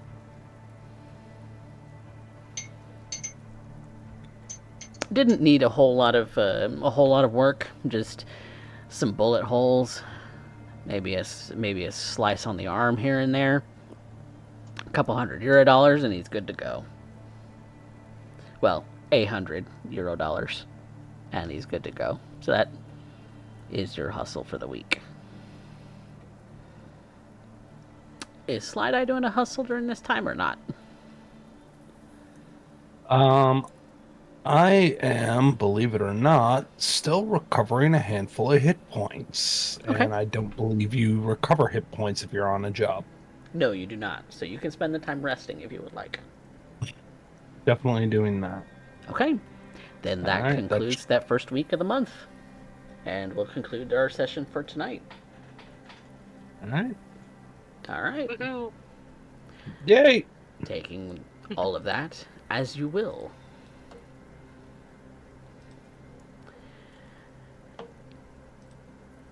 Thank you very much for the session. Yeah, Thank you. you're welcome. And Great session, everybody. And maybe that firefight actually does end up on the news, as y'all will come to know, because turns out it was some of Calhoun's guys that, well, at least Requiem would know that they're Calhoun's guys, and some other people. Now, whether or not you all know that it would be Calhoun's guys versus someone else, that remains to be seen and discussed, but it does come up on the news. So make of that what you will.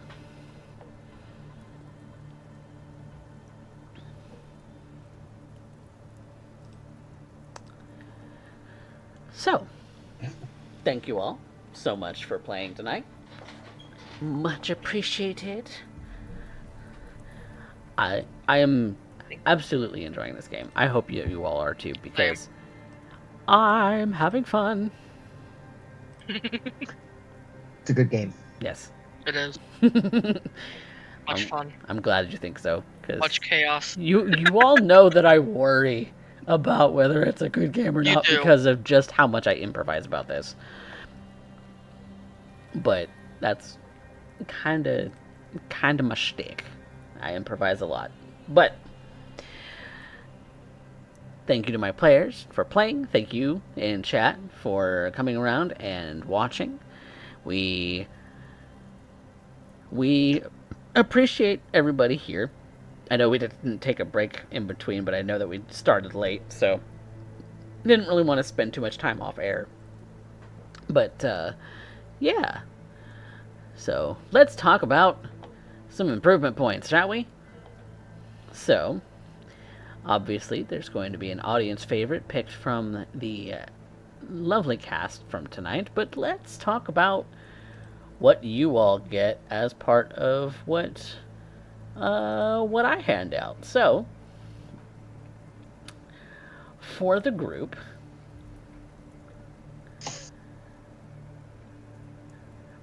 there wasn't a whole lot that was going on today. You were delivering the information. You were attempting to get a little what's the word? Corporate espionage today. So I think that there's been some deliberate efforts to try and find out about one another, as well as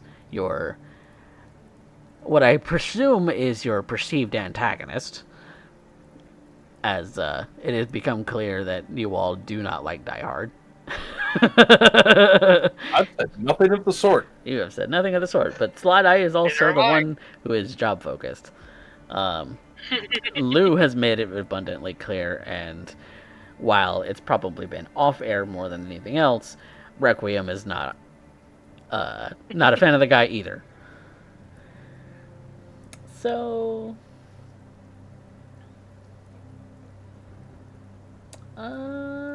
yeah, I'll give you guys the 10 improvement points for today, since a lot of today was more narrative and kind of like out of character stuff, like a little bit of this, a little bit of that, but not a whole lot of much else, since the job was mostly complete anyway. So let's talk about the 4 categories of player that we talk about every week. So the warrior of this particular session would be the one who used their skills possibly the most or most effectively, whether they were multiple actual rolls or whether it was the most effective roll that was made today. So what do we think? Lou. That roll against Die Hard. Wouldn't call that a particularly effective roll, but it was the most interesting. Mm-hmm. She was only off by 1, but you know. Now, the effective roll was the job roll. No, The no, haggle roll. That's actually the one I'm talking about. Is that haggle roll? The haggle roll was effective. The pickpocket roll was a mistake. No, I was talking about the haggle roll. The haggling to get more money. Yep. Yep. Yeah, we all agree that the pickpocket was a bit of a mistake. Yeah, a bit of bust, maybe. Maybe it's not a bust. We'll find out. Just a slight bust. Ooh, that is something, Lou, that after therapy you might come to realize is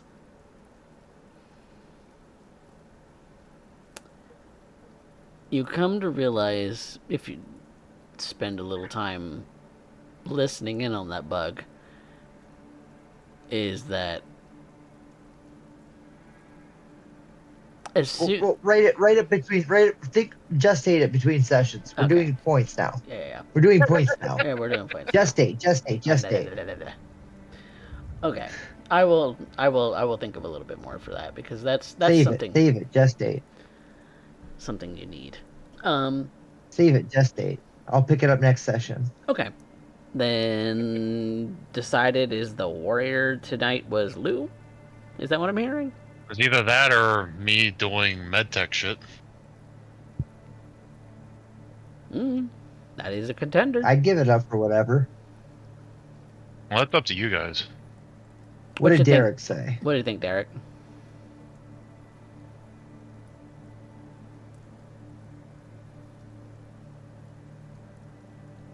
You're muted. Probably go for Lulu. Okay. Then Lou it is. Lou, I'm going to give you 10 points. 10 points. You use your skills often, even if not to exceptional effectiveness. A girl tries. A girl tries. Yeah. The socializer. The one doing all the talking. I mean, that goes maybe to other supportive actions. Slideye. I'll take it this. I'll definitely say I'll take it this session. Yep. Sorry, I might have gone a little overboard. And Requiem gets the audience vote. Ooh, nice. That's 10 points for you. Yeah, I would say that Slideye was effective, was supportive and helpful for the party today. Definitely. 10 points, right, for this category? 10 points. Yep. The explorer attempted to navigate or explore the world. Trix. Oh, Trix. She kind of is the sort of standard explorer in this game. Yeah. Nice even split tonight. That's perfect. She did learn a lot of information today, so I would even say that a About everyone. yeah, a frequent and effective use of exploration and investigation to further personal and party goals. So I'm gonna say that's 30. Ooh, Hell thank yeah, you. nice big one.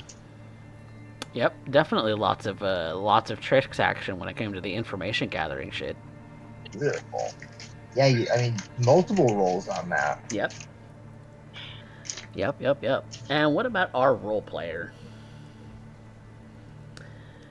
Role played in character.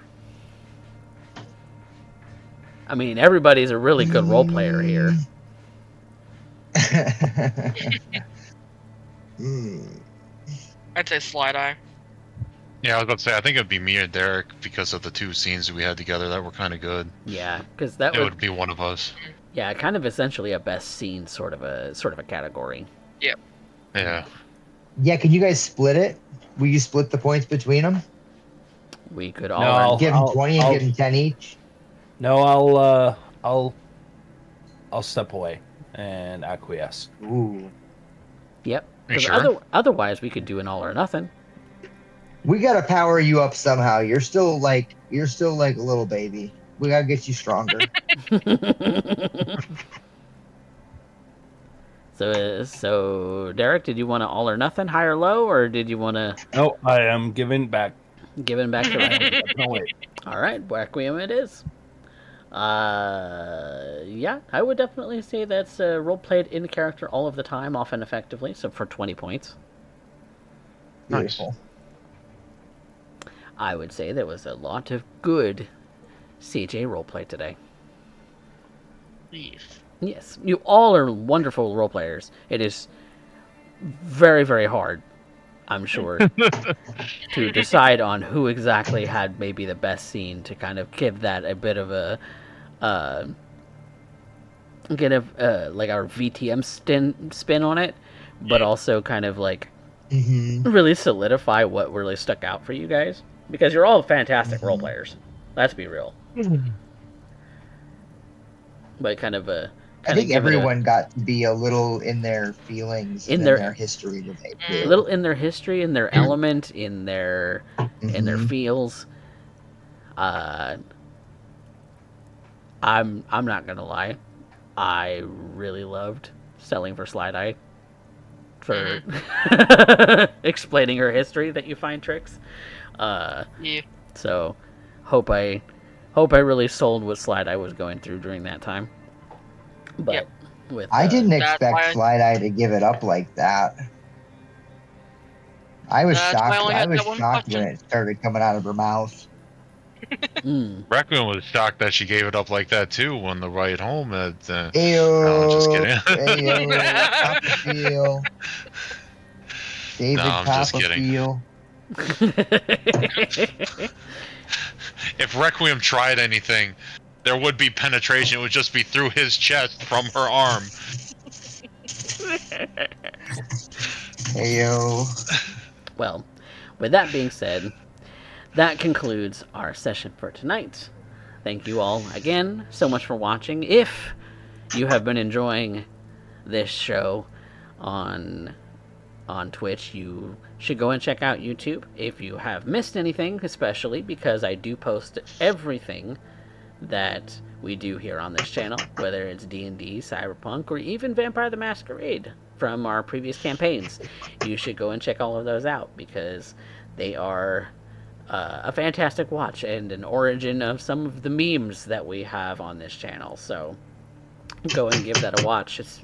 Some of the old content is a little cringe, I'm not gonna lie. But I'm sure it's That's gonna only be because I wasn't there. a Lamau. Uh, uh, but it should be a fun time anyway. And if you're following on YouTube and for some reason are not following on Twitch, you should come and check us out, because that's where we do all of this live. And you're a week behind, so you should come and watch live, because we're cool. Like, subscribe, and all of that shit. And leave comments and all of that garbage, like every YouTuber asks. But yeah, again, thank you guys so much for watching, and to my players for playing, and let's find somebody to raid, and spread the love a little bit. And until Saturday, when we come back for D&D, say goodnight, everybody.